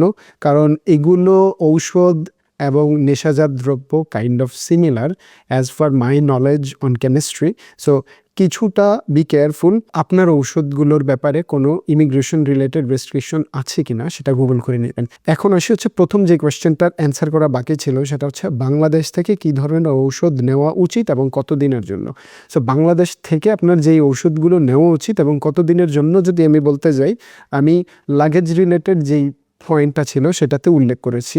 ওখানের ওয়েদার আলহামদুলিল্লাহ এত ভালো যেই কোনো দেশেরই। দেখেন, আমাদের বাংলাদেশে অনেক বেশি সাউন্ড পলিউশন, অনেক বেশি এয়ার পলিউশন, অনেক বেশি হচ্ছে এনভায়রনমেন্টাল পলিউশনের মধ্যে আমরা থাকি। এই জন্যই আসলে আমরা খুব সহজে অসুস্থ হই। বাট আপনি সাধারণত যখন বিদেশে যাবেন, আপনি কিন্তু খুব বেশি অত অসুস্থ আল্লাহর মতো হবেন না। আমার এক্সপিরিয়েন্স থেকেও আমি যদি বলতে যাই, আমি 6.5 বছরের মধ্যে আল্লাহর রহমতে মাত্র 2 বার ডাক্তার কাছে গিয়েছিলাম, তাও সেটা জাস্ট আমার একবার অ্যাঙ্কেলের প্রবলেমের কারণে, আর আরেকবার আমার লিগামেন্টে একটু প্রবলেম হয়েছিল, একটু না ভালোই প্রবলেম হয়েছে ওইটার জন্য। সো এইগুলোই। এছাড়া কোনো অসুস্থতার কারণে আপনাকে কমনলি ডাক্তার কাছে যাওয়া, এটা very much not common. So আপনাকে খুব বেশি যে আসলে এটা নিয়ে টেনশন করতে হবে তা না। অল্প কিছু ঔষধ নিয়ে যাবেন, যেটা হয়তো আপনি প্রথম দিকে গেলে যদি আপনার লাগে। প্যারাসিটামল রিলেটেড ঔষধ আপনি বিদেশে যে কোনো কান্ট্রিতেই যান না কেন, আপনি অনেকটা কনভিনিয়েন্ট স্টোরে বা মুদি দোকানে বা ফার্মেসির থেকে আপনি এমনিতেই নিতে পারবেন। So don't worry about that. আর এছাড়া যেটা আমি বলবো যে অবভিয়াসলি আপনাকে স্যালাইন কিছু পরিমাণ নিয়ে যাওয়া উচিত। প্রথম দিকেই আপনার স্যালাইনটা কাজে লাগতে পারে দুর্বলতা কাটানোর জন্য এবং শরীরে একটু ভালো স্ট্যামিনা ফেরানোর জন্য স্যালাইন, গ্লুকোজ এগুলো ভালো জরুরি হয়ে থাকে। Very important. Second most important point সেটা হচ্ছে ডিভাইস অ্যান্ড অ্যাক্সেসরিজ।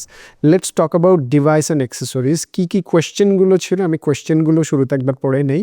সেটা হচ্ছে বাংলাদেশ থেকে মোবাইল, ল্যাপটপ নিয়ে যাওয়া ভালো নাকি কোরিয়াতে গিয়ে কেনা উত্তম? দেখেন, নট অনলি অ্যাবাউট কোরিয়া, আমি আদার্স কান্ট্রি নিয়েও যেহেতু অ্যান্সার করতেছি এই ভিডিওটাতে, আমি সেটা নিয়ে অ্যান্সার করব। সেকেন্ড কোয়েশ্চেন যেটা ছিল যে বাংলাদেশে ব্যবহৃত phone OnePlus, Redmi, Realme, Infinix, Tecno ইত্যাদি মোবাইল কি কোরিয়াতে সিম সাপোর্ট করবে? থার্ড যেটা কোয়েশ্চেন ছিল যে যদি কোরিয়াতে গিয়ে দেখা যায় ফোনে সিম কাজ করছে না, সেই ক্ষেত্রে করণীয় কি? সো লেটস টক অ্যাবাউট প্রথম যেই প্রশ্নটা আপনার ছিল সেটা হচ্ছে যে বাংলাদেশ থেকে মোবাইল, ল্যাপটপ নিয়ে যাওয়া ভালো নাকি কোরিয়াতে গিয়ে কেনা উত্তম? It is very much true যে আপনি বাংলাদেশে আপনার কমন ইউজের যেগুলো আছে জাস্ট এগুলোই নেন। নতুন কোনো কিছু কিনে আপনি কোরিয়াতে বা আপনার ডেস্টিনেশন যে কান্ট্রিতে, এই কান্ট্রিতে আপনি যাচ্ছেন, it is good not to do that practice. কেন? কারণ সাধারণত বাংলাদেশেই মোবাইল অ্যাক্সেসরিজ এবং কম্পিউটার অ্যাক্সেসরিজ এবং কম্পিউটার্সের এবং মোবাইলের দাম বেশি হয়ে থাকে। আপনি বিদেশে যেই কান্ট্রিতেই যান না কেন, রিয়েলি বাংলাদেশ থেকে কম প্রাইসে পাবেন। সো ওখানে গিয়ে নেওয়াটাই ভালো। একদমই নিতে হবে ইনিশিয়াল ইউজের জন্য। ধরেন আপনার ল্যাপটপ নাই, অর্থাৎ আপনি বাংলাদেশে কোনো ল্যাপটপ ইউজ করেন না, বাট ওখানে গিয়ে আপনাকে ভার্সিটিতে ল্যাপটপ ইউজ করতে হবে। হ্যাঁ, আপনি চাইলে প্রথমে ইউনিভার্সিটির ল্যাবে কম্পিউটার ইউজ করতে পারেন। তবে যদি মনে করেন যে না আমি নিয়েই যাব, সেক্ষেত্রে আমি বলবো বাংলাদেশ থেকে জাস্ট রিয়েলি প্রাইমারি ইউজের জন্য, অফিস ইউজ রিলেটেড বা ব্রাউজ রিলেটেড জাস্ট অল্প দামের মধ্যে কিনে নিয়ে যান, দ্যাট উইল বি এনাফ। ওখানে গিয়ে 1 মাস জব করে ভালোটা কিনবেন। সেকেন্ড যেটা কোয়েশ্চেন ছিল যে বাংলাদেশে ব্যবহৃত phone OnePlus, Redmi, Realme, Infinix, Tecno ইত্যাদি ফোন কি ওখানে সাপোর্ট করবে কি না? This is a very crucial question. Whoever have written this question, আমি আপনাকে ধন্যবাদ জানাতে চাই। এই প্রশ্নটা উত্তর না জেনে অনেক স্টুডেন্টের ক্ষতি হয়। কি ক্ষতি হয়? দেখেন, প্রথমেই যদি বলি যে কোরিয়াতে এই ফোনগুলো সাপোর্ট করবে কি না, OnePlus সাপোর্ট করে না, রেডমি সাপোর্ট করে না, রিয়েলমি সাপোর্ট করে না, Infinix I don't know, Tecno I don't know. তবে ইনফিনিক্স মেবি করে। আমি একজনের ফোন দেখেছিলাম, আমার একজন ফ্রেন্ডের ইনফিনিক্স ফোন, তারটাতে ইউজ সে করেছিল, but I don't have any experience on Tecno. But OnePlus, Redmi, Realme এগুলো মাস্ট ওখানে প্রবলেম করে। তবে এইরকমও আমি দেখেছি OnePlus একজনের ইউজ করতে পারছে, রেডমি কেউ বলছে ইউজ করতে পারে, কেউ পারে না। এর মিক্সড কিছু অপিনিয়ন পাওয়া যাচ্ছে। আমি আপনাদেরকে যেটা সাজেস্ট করব যে it is better to actually buy a new phone, যেটা আপনি যেই দেশে যাচ্ছেন ওই দেশে চলে। এটা শুরুতে একটু গুগল করে নেওয়া, যদি প্রবলেম না থাকে তাহলে ওটাই নেন যেটা আপনি ইউজ করতেছেন, আর যদি প্রবলেম থাকে গেট এ নিউ ফোন যেটা সাপোর্ট করবে। এবং যদি পসিবল হয় যে না ওখানে গিয়ে আমি জাস্ট কয়েকদিন এভাবেই চলবো বা ওখান থেকেই কিনবো, তাহলে ইটস বেটার ওখান থেকেই কিনবেন যখন নতুন কান্ট্রিতে গিয়েই কিনেন। লাস্ট যেটা কোয়েশ্চেন ছিল ডিভাইস অ্যান্ড অ্যাক্সেসরিজ রিলেটেড, সেটা হচ্ছে যদি কোরিয়াতে গিয়ে দেখা যায় যে সিম ফোনে কাজ করছে না, সেক্ষেত্রে করণীয় কি? অর্থাৎ বিদেশে গিয়ে বা কোরিয়াতে গিয়ে যদি দেখা যায় আপনার সিম কাজ করছে না, সেক্ষেত্রে করণীয় কি? এইটার জন্য আমি বলবো 6th point, SIM and international roaming related point জেনে নেই। প্রথমেই যে প্রশ্নগুলো কী ছিল, প্রশ্নগুলো ছিল হচ্ছে বাংলাদেশ থেকে সিম নিয়ে যাওয়ার ক্ষেত্রে কি প্রস্তুতি নিয়ে নেওয়া উচিত। তারপরে ছিল হচ্ছে বাংলাদেশি সিম, কোরিয়ান সিম কোনটা নেওয়া ভালো নাকি দুইটাই রাখা উচিত। এরপরের যেটা কোয়েশ্চেন ছিল যে ইন্টারন্যাশনাল রোমিং কিভাবে চালু করতে হয়। আর ফোর্থ যেটা কোয়েশ্চেন ছিল সেটা হচ্ছে রোমিং ব্যবহারের সময় কোন বিষয়গুলো বিশেষভাবে খেয়াল রাখা উচিত। চলুন প্রথম প্রশ্নটাতেই ফিরে যাই। প্রথম প্রশ্নটা যেটা ছিল হচ্ছে বাংলাদেশ থেকে সিম নিয়ে যাওয়ার ক্ষেত্রে কি প্রস্তুতি নেওয়া উচিত। আই উড সাজেস্ট বাংলাদেশ থেকে সিম নিয়ে যাওয়ার সময় সাধারণত ইট ইজ গুড প্র্যাকটিস যে আপনি ফিজিক্যাল সিম নিয়ে যাওয়া। এখন ই সিম খুব কমনলি পাওয়া যাচ্ছে বাংলাদেশে, but I would suggest do not buy or do not take the e SIM. E SIM আপনার যদি থেকেই থাকে তাহলে নিতে পারেন, বাট ই সিম করে নিয়ে যাবেন, দ্যাট ইজ নট ম্যান্ডেটরি। কেন বললাম? কারণ আপনি সাধারণত ওই সিমটাই তো ব্যবহার করবেন এবং দেশে ফেরত এসেও তো আপনি ওই সিমটা ইউজ করবেন। এমনও হতে পারে যে ই সিমের যদি আপনার মেয়াদ উত্তীর্ণ হয়ে যায়, সেটা নিয়ে আপনি ট্রাবলে পড়তে পারেন। সো এই জন্য ইটস বেটার যে ই সিমটা না নিয়ে যাওয়া, রেগুলার সিম নিয়ে যাওয়া, দ্যাট উইল বি বেটার। এবং এর পরের যেটা কোয়েশ্চেন ছিল যে বাংলাদেশি সিম, কোরিয়ান সিম বা বাংলাদেশি সিম বা বিদেশি সিম কোনটা নেওয়া ভালো নাকি দুইটাই রাখা উচিত? দুইটাই রাখা উচিত। আপনার প্রশ্নের মধ্যেই অ্যান্সার ছিল। কেন? কারণ বাংলাদেশি সিম আপনি নিয়ে যাবেন, আপনি নর্মালি দেখেন না, বাংলাদেশি সিম আপনি নিয়ে যাবেন, আবার ফেরত আসার সময় এমন তো না যে আপনার এয়ারপোর্টে কেউ আপনার জন্য সিম ক্যারি করবে, দ্যাট ইজ আ ট্রাবল। বাংলাদেশে এসেই আপনি আবার সিম লাগাইতে পারবেন, আপনার সিম চলবে। সো দুইটাই নিয়ে যাওয়া উচিত। ওখানে গিয়েও আপনি ইউজ করতে পারতেছেন, আবার নিয়েও আসতে পারতেছেন। এখন আসি হচ্ছে আরেকটা কোয়েশ্চেন যেটা ছিল যে ইন্টারন্যাশনাল রোমিং কীভাবে চালু করতে হয়। Very good question, very very smart question. এই কোয়েশ্চেনটা যে করেছেন, রিয়েলি লাভ ইউ। পয়েন্টে যদি বলতে চাই সেটা হচ্ছে যে আন্তর্জাতিক রোমিং বা ইন্টারন্যাশনাল রোমিং চালু রাখাটা খুবই খুবই জরুরি। কেন? কারণ ইন্টারন্যাশনাল রোমিং চালু থাকলে আপনারা যারা আপনাদের ফেসবুকের ওটিপি, মোবাইল ব্যাংকিংয়ের ওটিপি, বিভিন্ন ইমেইলের বা যে কোনো কিছুর জন্য ওটিপি বাংলাদেশি সিমে ব্যবহার করতেছেন, আপনারা ইন্টারন্যাশনাল রোমিং চালু করে রাখলে এই সিমটা আপনারা ওখানেও ব্যবহার করতে পারবেন। দেখেন, আমার ক্ষেত্রে ব্যক্তিগতভাবে যেটা হয় যে আমাকে অনেক অনেক অনেক কিছুর জন্য হয়তো 2টা বা 3টা সিম আমাকে ইউজ করতে হয় for OTP purposes only. So OTP পারপাসে যদি আমাকে ইউজ করতে হয়, আমি যদি বাংলাদেশে রেখে যাই, সেই ক্ষেত্রে আমাকে বারবার কানেক্ট হইতে হবে দেশে আমার প্যারেন্টসের সাথে বা দেশে আমার বিশ্বস্তজনের সাথে যে আমাকে ওটিপিটা দাও।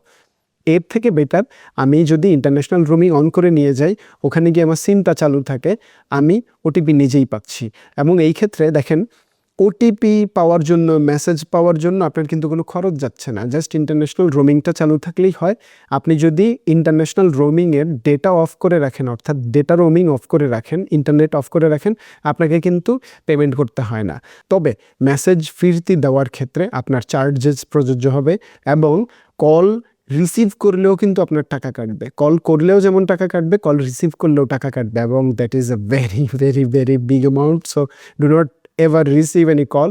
যদি আপনি চান আপনি করতে পারেন if you are rich. International রোমিংয়ের ক্ষেত্রে একটা জিনিস গুরুত্বপূর্ণ, ইন্টারন্যাশনাল রোমিং কিন্তু আপনি একটা কান্ট্রিতে যাওয়ার পরে, অর্থাৎ বিদেশে যাওয়ার পরেই আপনার ফ্যামিলির সাথে কানেক্ট হওয়ার জন্য অবভিয়াসলি এয়ারপোর্টে ওয়াইফাই থেকে থাকে, বাট তারপরেও সেটা কিন্তু আপনাকে হেল্প করতে পারে। এয়ারপোর্ট থেকে বের হলে আপনি কী করবেন? আপনি কিছু ডেটা কিনে নিয়ে যাওয়া উচিত। এখন যে কোয়েশ্চেনটা মেইনলি যেটা ছিল যে ইন্টারন্যাশনাল রোমিং কীভাবে চালু করতে হয়, আমি বলবো আপনি যদি রবি সিম ইউজ করেন, রবির অ্যাপে যান, গ্রামীণ, বাংলা লিঙ্ক বা যেটাই আপনি ইউজ করেন না কেন সেটার আপনি অ্যাপে যান। আমি রবি ইউজ করি, আমি যেটা করি রবির অ্যাপে যাই, গিয়ে আমি জাস্ট হচ্ছে যে রোমিংটা অন করে ফেলি। আমার পাসপোর্টের ডিটেলটা হয়তো দেওয়া লাগে, আমার যেই কার্ড, অর্থাৎ হচ্ছে যে বাংলাদেশি যে ডেবিট কার্ড অথবা আমার ইন্টারন্যাশনাল কার্ড, সেটার আমি ডেটাগুলো দিই, আমার অ্যাকাউন্ট থেকে ডলার কেটে নেয় বা টাকা কেটে নেয়, কেটে নিয়ে আমার রোমিং অন হয়ে যায়। এই রোমিংটা আমি অন করে নিলাম এবং ইউজ করার জন্য আমি অবভিয়াসলি আমার ডেটা কিনে নিতে হবে। ডেটা কিনে নিলে তখনই কিন্তু আমি ডেটাটা ইউজ করতে পারবো, আদারওয়াইজ কিন্তু ডেটা ইউজ হবে না। যদি ইনকেস আপনি ডেটা কিনে নিতে ভুলে যান, সেই ক্ষেত্রে কিন্তু আপনি অ্যাপ চালু করলে, অর্থাৎ ওই দেশে নেমে আপনি অ্যাপ চালু করে অ্যাপ থেকেও আপনি কিনে নিতে পারবেন, অর্থাৎ শুধুমাত্র অ্যাপের জন্য কিন্তু ইন্টারনেট চলে। তারপরে আমি বলবো দেশ থেকেই ডেটা কিনে নিয়ে গিয়ে আপনি ওখানে ইউজ করেন। তবে যদি আপনি লং টার্মের জন্য চান যে না আপনি 1 সপ্তাহ পরে ওখানে গিয়ে সিম নেবেন, সো 1 সপ্তাহের জন্য কিনে ফেলেন data, that is better practice. Last যে কোয়েশ্চেনটা ছিল যে রোমিং ব্যবহারের সময় কোন দিকগুলো বিশেষভাবে খেয়াল রাখা উচিত, এটা আমি একটু আগেই বলে দিয়েছি। ইন্টারনেট যদি আপনি অন করেন, আপনার টাকা কাটতেই থাকবে, অর্থাৎ আপনার চার্জেস হইতেই থাকবে যদি আপনি প্যাকেজ না নিয়ে থাকেন, অর্থাৎ ইন্টারনেট পারচেস না করে থাকেন। সো অবভিয়াসলি অলওয়েজ ইন্টারনেটটা অফ করে রাখবেন। এই ছাড়া আপনি আরামসে ইউজ করতে পারবেন। কল রিসিভ করবেন না, এই ছাড়া আপনি আরামসে ইউজ করতে পারবেন। কল রিসিভ করলে টাকা কাটবে, মেসেজ দিলে টাকা কাটবে, মেসেজ আসলে টাকা কাটবে না, আপনি রিপ্লাই দিলে টাকা কাটবে। কল ধরলেও আপনার টাকা কাটবে, অর্থাৎ কল ধরলে যে কল দিয়েছে তারও টাকা কাটবে, আপনারও কাটবে। এই বিষয়গুলো খেয়াল রাখলেই হবে। 7 নম্বর পয়েন্টটা হচ্ছে ইমিগ্রেশন অ্যান্ড ডকুমেন্টস, যেটা আমি বলেছিলাম যে ক্রুশিয়াল 5টা পয়েন্টসের মধ্যে একটা পয়েন্ট। চলুন জেনে নেওয়া যাক প্রথমেই যে এই বিষয়টা কি। এই বিষয়টা হচ্ছে আপনি যেই কোনো দেশেই যান না কেন, আমি এক্সাম্পল হিসাবে যদি বলি, আপনি কোরিয়াতে যাচ্ছেন, কোরিয়াতে যাওয়ার সময় আপনাকে কোন কোন ডকুমেন্টসগুলো রেডি রাখতে হবে। দেখেন, কোরিয়াতে যাওয়ার সময় বা যে কোনো দেশেই আপনি যাওয়ার সময় আমি আপনাকে একটা বিষয়ে বলে রাখবো সর্বপ্রথম, সেটা হচ্ছে অ্যারাইভাল কার্ডটা ফিল আপ করে যাওয়া জরুরি কিনা চেক করে নেবেন। সাধারণত অ্যারাইভাল কার্ড ফিল আপ করে নেওয়া জরুরি। অ্যারাইভাল কার্ডটা ফিল আপ করে নেবেন। যেমন মালয়েশিয়ার ক্ষেত্রে যদি বলা হয়, মালয়েশিয়ার ক্ষেত্রে MDAC আগেই ফিল আপ করতে হবে। আমি যদি কোরিয়ার ক্ষেত্রে বলি, কোরিয়ার ক্ষেত্রেও আপনাকে আগেই অ্যারাইভাল ডিটেলস ফিল আপ করে রাখতে হবে। চায়নার ক্ষেত্রে যদি বলি, চায়নার ক্ষেত্রেও আপনাকে আপনার অ্যারাইভাল ডিটেলস আগে থেকেই ফিল আপ করে রাখতে হবে, এবং এইটা ফিল আপ না করা ছাড়া আপনি ইমিগ্রেশন ক্রস করতে পারবেন না। সো এটা আপনি আগেই মেক শিওর করে নেবেন। আমি এখনও কিন্তু ইমিগ্রেশন ডকুমেন্টস পর্যায়ে যাই নাই, জাস্ট ইম্পর্টেন্ট কিছু বিষয় বলে দিচ্ছি। এবং একটা বিষয়, সেটা হচ্ছে যে হেলথ রিলেটেড কোনো ফর্ম যদি ফিল আপ করতে হয়, রিয়েলি কেয়ারফুলি এটা ফিল আপ করবেন এবং অনেস্টলি ফিল আপ করবেন। কারণ আপনি যদি অনেস্টলি ফিল আপ না করেন এবং পরবর্তীতে যদি দেখা যায় যে আপনি কিছু লুকাইছেন, সেটা কিন্তু হিতে বিপরীত হতে পারে। চলুন কোয়েশ্চেনগুলোতে চলে যাই। কোয়েশ্চেনগুলোতে যদি যাই, ইমিগ্রেশন অ্যান্ড ডকুমেন্টস রিলেটেড প্রথম যেই কোয়েশ্চেনটা ছিল, সেটা হচ্ছে যে বাংলাদেশ ও কোরিয়ার ইমিগ্রেশনের সময় কোন কোন কাগজপত্র প্রয়োজন, কোন কোন কাগজপত্র প্রয়োজন, এইটা আমি লাস্টে অ্যান্সার করতেছি। চলুন সর্বপ্রথম আমি অ্যান্সার করি হচ্ছে ডকুমেন্টস নোটারি করা লাগবে কি না, যেই ডকুমেন্টসগুলো আপনি নেবেন। না, কোনো ডকুমেন্টসই আপনাকে নোটারি করে নিয়ে যাওয়ার কোনো প্রয়োজন নাই, অ্যাটেস্টেশন করে নিয়ে যাওয়ার কোনো প্রয়োজন নাই। সেখানে আপনাকে এগুলো কোথাও সাবমিট করতে হবে না। এবং সাধারণত আপনি যখন বিদেশে যাচ্ছেন, you are going for long term, so আপনাকে অবভিয়াসলি এই ডকুমেন্টসগুলো আপনি নিয়ে গেলে এগুলো 1 বছর পর্যন্ত মেয়াদ থাকবে না, নিয়ে গিয়ে কোনো লাভ নেই, সো যাবেন না। এরপরের যেটা কোয়েশ্চেন, সেটা হচ্ছে হার্ড কপি না সফট কপি, কোনটা সঙ্গে রাখা উচিত? বোথ, হার্ড কপিও রাখবেন, সফট কপিও রাখবেন। হার্ড কপিটা ওয়ান টাইম ইউজ, আপনার হয়তো প্রথমে যাওয়ার সময়ই জরুরি হতে পারে, তবে soft copy this will be very much important for you for the whole time during আপনি বিদেশে থাকতেছেন। এরপরে যদি বলি যে ব্যাঙ্ক স্টেটমেন্ট এবং সলভেন্সি দেখাতে হয় কি না, নো, ব্যাঙ্ক স্টেটমেন্ট এবং সলভেন্সি নিয়ে যাওয়া লাগে না। তবে নর্মালি যেটা হয় যে অনেক গার্জিয়ান দিয়ে দেয় তাদের সন্তানকে, আপনার গার্জিয়ানও যদি দিয়ে দেয় নিয়ে যান, গার্জিয়ানরা যখন যা করে ভালোর জন্যই করে, সো নিয়ে যাওয়াটা জরুরি না, নিতে পারেন, এই হচ্ছে বিষয়। আর এর পরের যেটা কোয়েশ্চেন, লাস্ট যেটা কোয়েশ্চেন এসেছে, সেটা হচ্ছে ডকুমেন্টস প্রস্তুত এবং বহনের ক্ষেত্রে কি কি সতর্কতা অবলম্বন করা উচিত। Really good question. দেখেন, ডকুমেন্টস আপনি রেডি করতেছেন এবং ডকুমেন্টস আপনি ক্যারি করতেছেন। এখন নর্মালি যেটা হয়, আমি নিজে যেটা দেখেছি, আমি একবার কোরিয়াতে যাচ্ছিলাম, কোরিয়াতে যাওয়ার সময় আমার মালয়েশিয়ার যে কানেক্টিং ফ্লাইট, সেই ফ্লাইটে আমি আসলে তখন আমি দেখলাম যে একজন স্টুডেন্ট, সে একটু ট্রাভেলে পড়ে গেছে, সে তার ডকুমেন্টসগুলো মালয়েশিয়ান ইমিগ্রেশনে তার কাছ থেকে দেখতে চাচ্ছিল। সো সে যেটা করছে, সে তার এই সমস্ত ডকুমেন্টগুলো রাখছিল হচ্ছে তার একটা হাতে একটা ব্যাগ নিছিল, নট কাঁধের ব্যাগ, ল্যাপটপের ব্যাগ, সে হাতে একটা ব্যাগ নিছিল, সেটাতে রাখছিল। সে ওখান থেকে কাপড় চোপড় সব কিছু সরায় নিচে থেকে বের করে তারপরে দিতে হয়েছে। তো এই টাইমটা কিন্তু সে নিজেরও ওয়েস্ট করলো এবং তার পিছনে দাঁড়ায় থাকা মানুষজন যারা ছিল, আমি সহ আরও অনেকজন, সবারই কিন্তু টাইম ওয়েস্ট হলো। এবং অ্যাজ আ রেজাল্ট যেটা দেখা গেল, অনেক মানুষের আসলে কিন্তু দেরি হয়ে গেছে এবং ফ্লাইটও আলটিমেটলি দেরিতে ছাড়ছে। সো এই যে ছোট্ট টাইমটা, এই টাইমটুকুও কিন্তু আপনার সেভ করতে হবে। আপনাকে যেটা করতে হবে, আপনি যদি ডকুমেন্টসগুলো নেন, ভেরি ইজি টু অ্যাক্সেস ওয়েতে আপনাকে রাখতে হবে। হয়তো আপনি একটা সাইড ব্যাগ নিতে পারেন, সেটাতে রাখতে পারেন। হয়তো আপনি কাঁধে ল্যাপটপের যে ব্যাগ নেবেন, সেটাতে আপনি রাখতে পারেন। এটা আপনার জন্য জরুরি, এইভাবে আপনি ডকুমেন্টসগুলো ক্যারি করবেন। এখন এসে হচ্ছে প্রথম যে কোয়েশ্চেনটা, যেটার আমি অ্যান্সার বলেছিলাম লাস্টে করব। হ্যাঁ, এই কোয়েশ্চেনটার অ্যান্সার হচ্ছে বাংলাদেশ ও কোরিয়ার ইমিগ্রেশনের সময় কোন কোন কাগজপত্র প্রয়োজন। হ্যাঁ, কাগজপত্র যেগুলো প্রয়োজন সেগুলো আমি বলবো হচ্ছে, সর্বপ্রথম আপনাকে যেটা করতে হবে, আপনাকে ক্যারি করতে হবে হচ্ছে আপনার COA, অর্থাৎ সার্টিফিকেট অফ অ্যাডমিশন। এটা আপনার জন্য জরুরি। আপনাকে টিকিট নিতে হবে, অবভিয়াসলি টিকিট আপনাকে নিতেই হবে। লাগে না actually, it's very much true যে আপনি জাস্ট পাসপোর্ট দিলেই আপনাকে দিয়ে দেয়। তবে আনফর্চুনেট যে বাংলাদেশে ইমিগ্রেশনের বাংলাদেশে আপনাকে এয়ারপোর্টে ঢোকার সময়ই দেখাইতে হয়, সেটা অবশ্য আপনি মোবাইলে দেখাইলেও চলে। তারপর আপনি প্রিন্ট করে নিয়ে যেতে পারেন। COA নিতে হবে, অফার লেটার নিতে হবে। আপনাকে হচ্ছে আপনার ব্যাংক রিলেটেড ডকুমেন্টস যদি আপনি নিতে চান, সেটা আপনি নিতে পারেন। এছাড়াও যদি আমি বলি, আপনার যদি আপনার যদি পাসপোর্টের কপি করে নিয়ে যেতে মন চায়, আপনি পাসপোর্টের কপি করে নিয়ে যেতে পারেন, ভিসা কপি নিয়ে যেতে পারেন অবভিয়াসলি, এবং আপনি টিউশন ফি রিসিপ্ট নিয়ে যেতে পারেন, একাডেমিক সার্টিফিকেটের কপিগুলো করে নিয়ে যেতে পারেন, আলাদা করে ঠিকানা, কন্ট্যাক্ট নাম্বার এগুলো লিখে নিয়ে যেতে পারেন, আপনি যেই হাউজিংয়ে উঠতেছেন সেই হাউজিংয়ের ডিটেল নিয়ে যেতে পারেন। নট অনলি পারেন, এগুলো আসলে নেওয়াটা জরুরি, হাউজিং, ডরমিটরি বা হোটেল এগুলোর বুকিং স্লিপ নিয়ে যাওয়াটা আপনার জন্য জরুরি হবে। এবং অবভিয়াসলি ফটোজ রেডি করে নিয়ে যাবেন যেই কান্ট্রিতে আপনি যাচ্ছেন, অ্যাজ ওয়েল অ্যাজ বাংলাদেশি, সবগুলোর জন্য আপনি প্রপারলি রেডি করে নিয়ে যাবেন। একটা ইন্টারেস্টিং টপিকের points, learn skills before departure. This is not a very important topic, but this is one of the life saving topic. দেখেন, আপনি স্টুডেন্ট হিসাবে যাচ্ছেন, অবভিয়াসলি আপনাকে ওইখানে পার্ট টাইম জব করতে হবে। So when you are doing part time job, you really have to know some skill.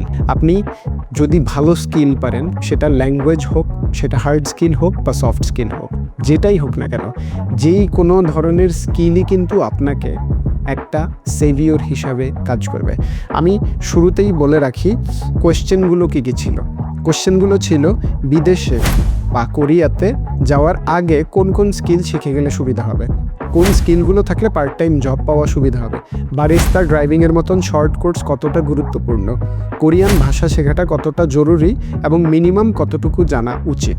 আমি last থেকে উত্তর করতেছি এটার ব্যাপারে। দেখেন, নাম্বার 1 হচ্ছে যে কোরিয়ান ভাষা শেখাটা কতটা জরুরি বা মিনিমাম কতটুকু জানা থাকা উচিত। It's not only about Korean, Japanese, Chinese, Malaysian, যেই কোনো দেশের ভাষাই হোক না কেন, আপনি যেই কোনো কান্ট্রিতে যাচ্ছেন সেই দেশের ভাষা জানাটা জরুরি। Why so? আপনি একটা কান্ট্রিতে যাচ্ছেন এবং আপনি ওখানে গিয়ে যদি ওই দেশের কথা না বলতে পারেন, ইউ আর নট ইন্ডিপেন্ডেন্ট। আপনাকে ওই দেশের ভাষাটা জানাটা খুবই জরুরি for your livelihood matter, for your regular life, for travel, for food, for anything, for emergencies as well. আপনাকে ভাষাটা জানাটা জরুরি। কতটুকু জানা উচিত? অ্যাটলিস্ট কনভারসেশনাল ভাষাটা জানা উচিত, যেইটা আপনাকে সেভ করতে পারবে, অ্যাটলিস্ট যেইটা আপনাকে কিছু কিনতে সহযোগিতা করবে, যেটা আপনাকে রাস্তা দেখাইতে সহযোগিতা করবে। আপনি যদি টোটালি না জানেন, তাহলে আপনাকে খুবই বাজে ধরনের বিপদে পড়তে নিতে পারে। ইটস নট লাইক আপনি অনিরাপদ হবেন, বাট সময় নষ্ট হবে, ঝামেলায় পড়বেন, লস হবে, এই ধরনের প্রবলেমে পড়তে পারেন because of your own lackings. So obviously ভাষা শিখে যাবেন, ভাষা শেখাটা খুবই জরুরি। এর পরের যেটা কোয়েশ্চেন ছিল, নিচে থেকে উপরে গেলে যে কোয়েশ্চেনটা, বারিস্তা, ড্রাইভিংয়ের মতন শর্ট কোর্সগুলো কতটা গুরুত্বপূর্ণ। দেখেন, এগুলো রিয়েলি গুড। আপনি এই ধরনের স্কিল যদি আপনি বাংলাদেশ থেকে নিয়ে যেতে পারেন, আপনার জন্য ডেফিনেটলি ভালো কিছু এক্সট্রা অপরচুনিটি তৈরি হবে। যেই কান্ট্রিগুলোতে আপনি যাচ্ছেন সেই কান্ট্রিগুলোতে যদি ড্রাইভিংয়ের পার্ট টাইম জব থেকে থাকে, সেই ক্ষেত্রে কিন্তু আপনার জন্য অবভিয়াসলি এই ড্রাইভিং শিখে যাওয়াটা খুবই জরুরি হবে। এবং বারিস্তার ব্যাপারটা দেখেন, কোরিয়াতে barista is not a very common job for students, but আপনি যদি একজন ভালো বারিস্তা এক্সপিরিয়েন্স নিয়ে ভালো একজন বারিস্তা হতে পারেন, মেবি আপনার জন্য একটা সুযোগ তৈরি হতে পারে। আমি এমন অনেক এক্সাম্পল দেখেছি, ইভেন আমার ফ্রেন্ডদের মধ্যে একজন যে এই বারিস্তা কোর্স করে গিয়েছেন এবং সে কিন্তু কফি রিলেটেড কিছু জব করেছিল। This is a really easy job, not easy, no jobs are easy, but still এটা অ্যাটলিস্ট অড জবসের থেকে একটু সেটস আ পার্ট ভালো। এই হচ্ছে বিষয়। এরপরে আমি যে কোয়েশ্চেনটার অ্যান্সার করবো সেটা হচ্ছে কোন স্কিলগুলো থাকলে পার্ট টাইম জব পাওয়া সহজ হয়। Knife skill, very important. Knife skill থাকাটা খুবই জরুরি। দেখেন, আমি যদি জাস্ট একটা এক্সাম্পল হিসাবেও বলতে যাই, নাইফ স্কিল থাকাটা কেন জরুরি। Suppose this is a knife. এখন আপনি যদি ছুরি এইভাবে ধরেন, এক জায়গায় পার্ট টাইম জব করতে গেছেন, সো আপনাকে যদি দেখে প্রথম দিনই বা আপনাকে যদি টেস্ট করার জন্য যদি দেখে আপনি এইভাবে ছুরি ধরছেন, মানে কোনো কিছু একটা আপনি এইভাবে ধরে কাটতেছেন, ক্যামেরাতে দেখা যাচ্ছে তো না এই জায়গাটা, ওকে আচ্ছা, যদি আপনি এইভাবে ধরেন, দেখেন সে বুঝে যাবে you are not well skilled. যদি আপনি মানে এইভাবে কোনো কিছু ধরেন এবং আপনি এভাবে কাটতেছেন, ডেফিনেটলি ইউ আর স্লো। আপনাকে যেটা করতে হবে, you have to know how to hold the knife. আপনি যদি এটা ছুরির বাট হয়, আপনি ছুরির বাটটায় হাত রাখবেন এবং আপনি আমি ধরে নিচ্ছি এটা হচ্ছে ছুরির উপরের দিকের একটা পার্ট, অর্থাৎ যেটা স্টিল পার্ট, আয়রন পার্ট, ওই আয়রন পার্টের। এবং এইটা আপনি প্রপারলি যদি ধরেন, your grip is very good. এখন এই ছুরি দিয়ে আপনি যুদ্ধ করতে পারেন হয়তো। এনিওয়েজ, এরপরে সেফটির জন্য আপনি ডেফিনেটলি এইভাবে ধরলে আপনি কাটতে পারবেন না। আপনাকে যেটা করতে হবে, ইউ হ্যাভ টু নো যে কীভাবে এটা হোল্ড করতে হয়। আপনি এইভাবে ধরতে জানতে হবে এবং আপনি ফাইনালি কাটতে হবে এইভাবে। এইটা হচ্ছে ছুরি ধরার স্কিল দেখেই আপনাকে বুঝতে পারবে যে আপনাকে নিবে কিনা।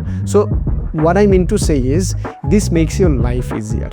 আপনাকে জানতে হবে যে নাইফ স্কিলটা কী।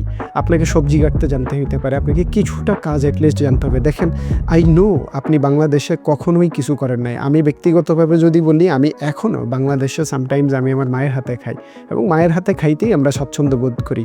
আমরা চাই যে আমরা বড়ই হয়েছি এইভাবে।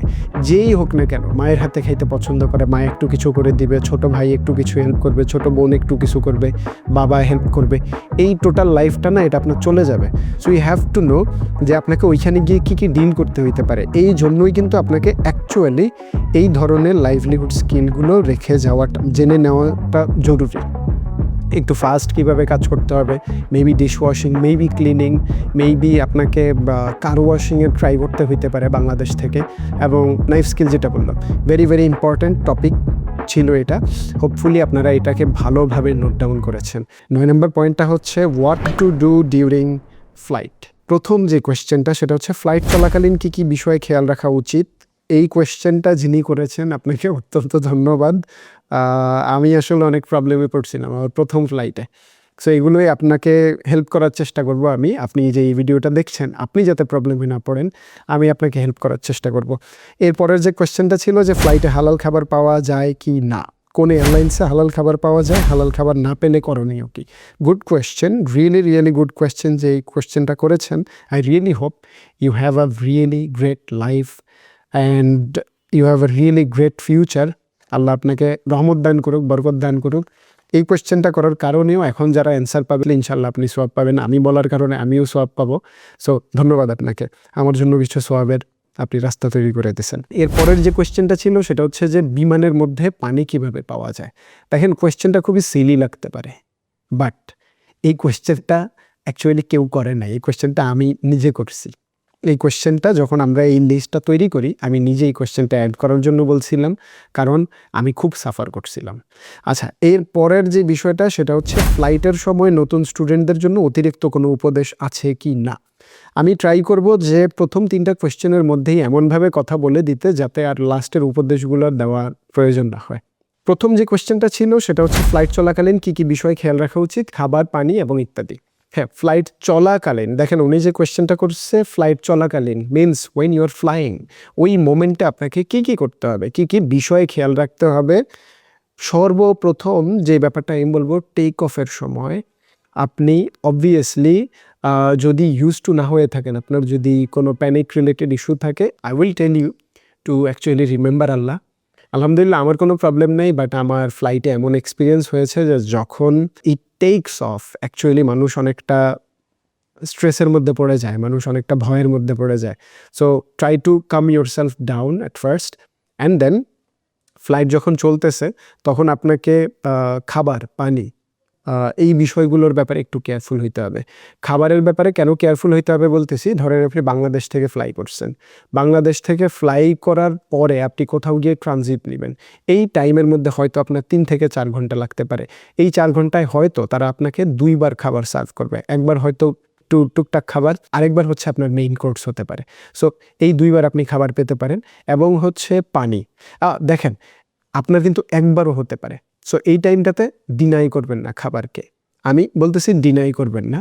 হালাল কি হারাম সেই টপিকে আমি অবভিয়াসলি আসতেছি, বলতেছি ডিনাই করবেন না। সো মাস্ট নেবেন। এর পরের যেটা বিষয় সেটা হচ্ছে যে পানি। হ্যাঁ, পানির ব্যাপারটা খুবই ইম্পর্ট্যান্ট, কফির ব্যাপারটাও important if you like so, চায়ের ব্যাপারটাও important if you like so. So হ্যাঁ, আপনি এই ব্যাপারগুলো অবভিয়াসলি খেয়াল রাখবেন, অফার করলে মাস্ট নেবেন, এবং কিছু ক্ষেত্রে আপনাকে চেয়েও নিতে হবে। লেটস গো টু দ্য খাবারের টপিক এখন। সেকেন্ড যে কোয়েশ্চেনটা ছিল যে ফ্লাইটে হালাল খাবার পাওয়া যায় কি না, রিয়েলি গুড কোয়েশ্চেন, যেটা আগেও বলছি। হ্যাঁ, ফ্লাইটে হালাল খাবার পাওয়া যায়, আবার হ্যাঁ, ফ্লাইটে হালাল খাবার পাওয়া যায় না। ইট ডিপেন্ডস অন আপনি কোন কান্ট্রিতে যাচ্ছেন এবং কোন কান্ট্রি থেকে আপনি টেক অফ করেছেন। লুক, যদি বাংলাদেশ থেকে আপনি ফ্লাই করেন, Bangladesh is a Muslim country, Bangladesh থেকে ফ্লাই করার সময় নর্মাল প্র্যাকটিস যেটা হয়ে থাকে এয়ারলাইন্সে সেটা হচ্ছে খাবারটা তারা নেয় হচ্ছে বাংলাদেশ থেকে। চায়না থেকে যখন তারা টেক অফ করবে, মিন্স ফ্লাই করবে, উঠবে, যাবে, তখন তারা কিন্তু খাবারটা নিবে চায়না থেকে। তারা যদি হংকং থেকে ফ্লাই করে নিবে হংকং থেকে, তারা যদি তুর্কি থেকে ফ্লাই করে তারা নিবে তুর্কি থেকে, তারা যদি ইন্ডিয়া থেকে ফ্লাই করে নিবে ইন্ডিয়া থেকে। সো এই ক্ষেত্রে এসে কিন্তু আপনাকে একটু এই ব্যাপারটা বুঝতে হবে। যদি আপনি বাংলাদেশ থেকে ফ্লাই করেন, Bangladesh is a Muslim country, usually খাবারটা হালাল হয়ে থাকে। China is a non Muslim country, so এই ক্ষেত্রে কিন্তু চাইনিজ খাবারে আপনি বিশ্বাস করতে পারবেন না। আবার ধরেন আপনি ইন্ডিয়া থেকে ফ্লাই করলেন, হ্যাঁ উই নো ইন্ডিয়াতে মুসলিমসও আছে, হিন্দুজও আছে, বাট আমি মুসলিমদের ক্ষেত্রে স্পেসিফিক্যালি বলতেছি যে হয়তো এই খাবারটা হালাল নাও হতে পারে। দেখেন, আমি কোনো ধর্মীয় বিদ্বেষ বা কোনো ধর্মীয় ভেদাভেদ করতেছি না, বাট আমি যেটা বলতেছি জাস্ট ফর মুসলিমস ফুডের ব্যাপারটা আপনাকে একটু কেয়ারফুল হতে হবে। পানির ব্যাপারটাও আসতেছি, পানির ব্যাপারটায় তো আর কোনো ধর্ম নেই, বাট পানির ব্যাপারটাও ইম্পর্ট্যান্ট। সো খাবারের ক্ষেত্রে যেটা আপনাকে করতে হবে, আপনি কোন কান্ট্রি থেকে ফ্লাই করতেছেন এইটা আপনাকে খেয়াল রাখতে হবে। যে কান্ট্রি থেকে ফ্লাই করবেন সেটা যদি মুসলিম প্রধান কান্ট্রি হয়ে থাকে, ইউ ক্যান ইট, ইনশাল্লাহ হালাল হয়ে থাকে, তবে জিজ্ঞেস করে নেওয়া ভালো। আর হ্যাঁ, অবভিয়াসলি আপনি যেই খাবারটাই পাচ্ছেন না কেন, অবভিয়াসলি জিজ্ঞেস করবেন। বাংলাদেশ থেকে ফ্লাই করছেন, তাও জিজ্ঞেস করবেন যেটা কি হালাল খাবার।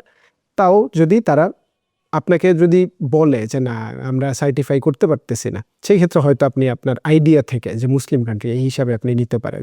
আর চায়না থেকে যদি হালাল বলেও আমার ডাউট থাকে, কারণ একটু প্রবলেম থাকে। এই ক্ষেত্রে একটা কাজ আপনি করতে পারেন, আপনি মেনু চয়েস করতে পারেন।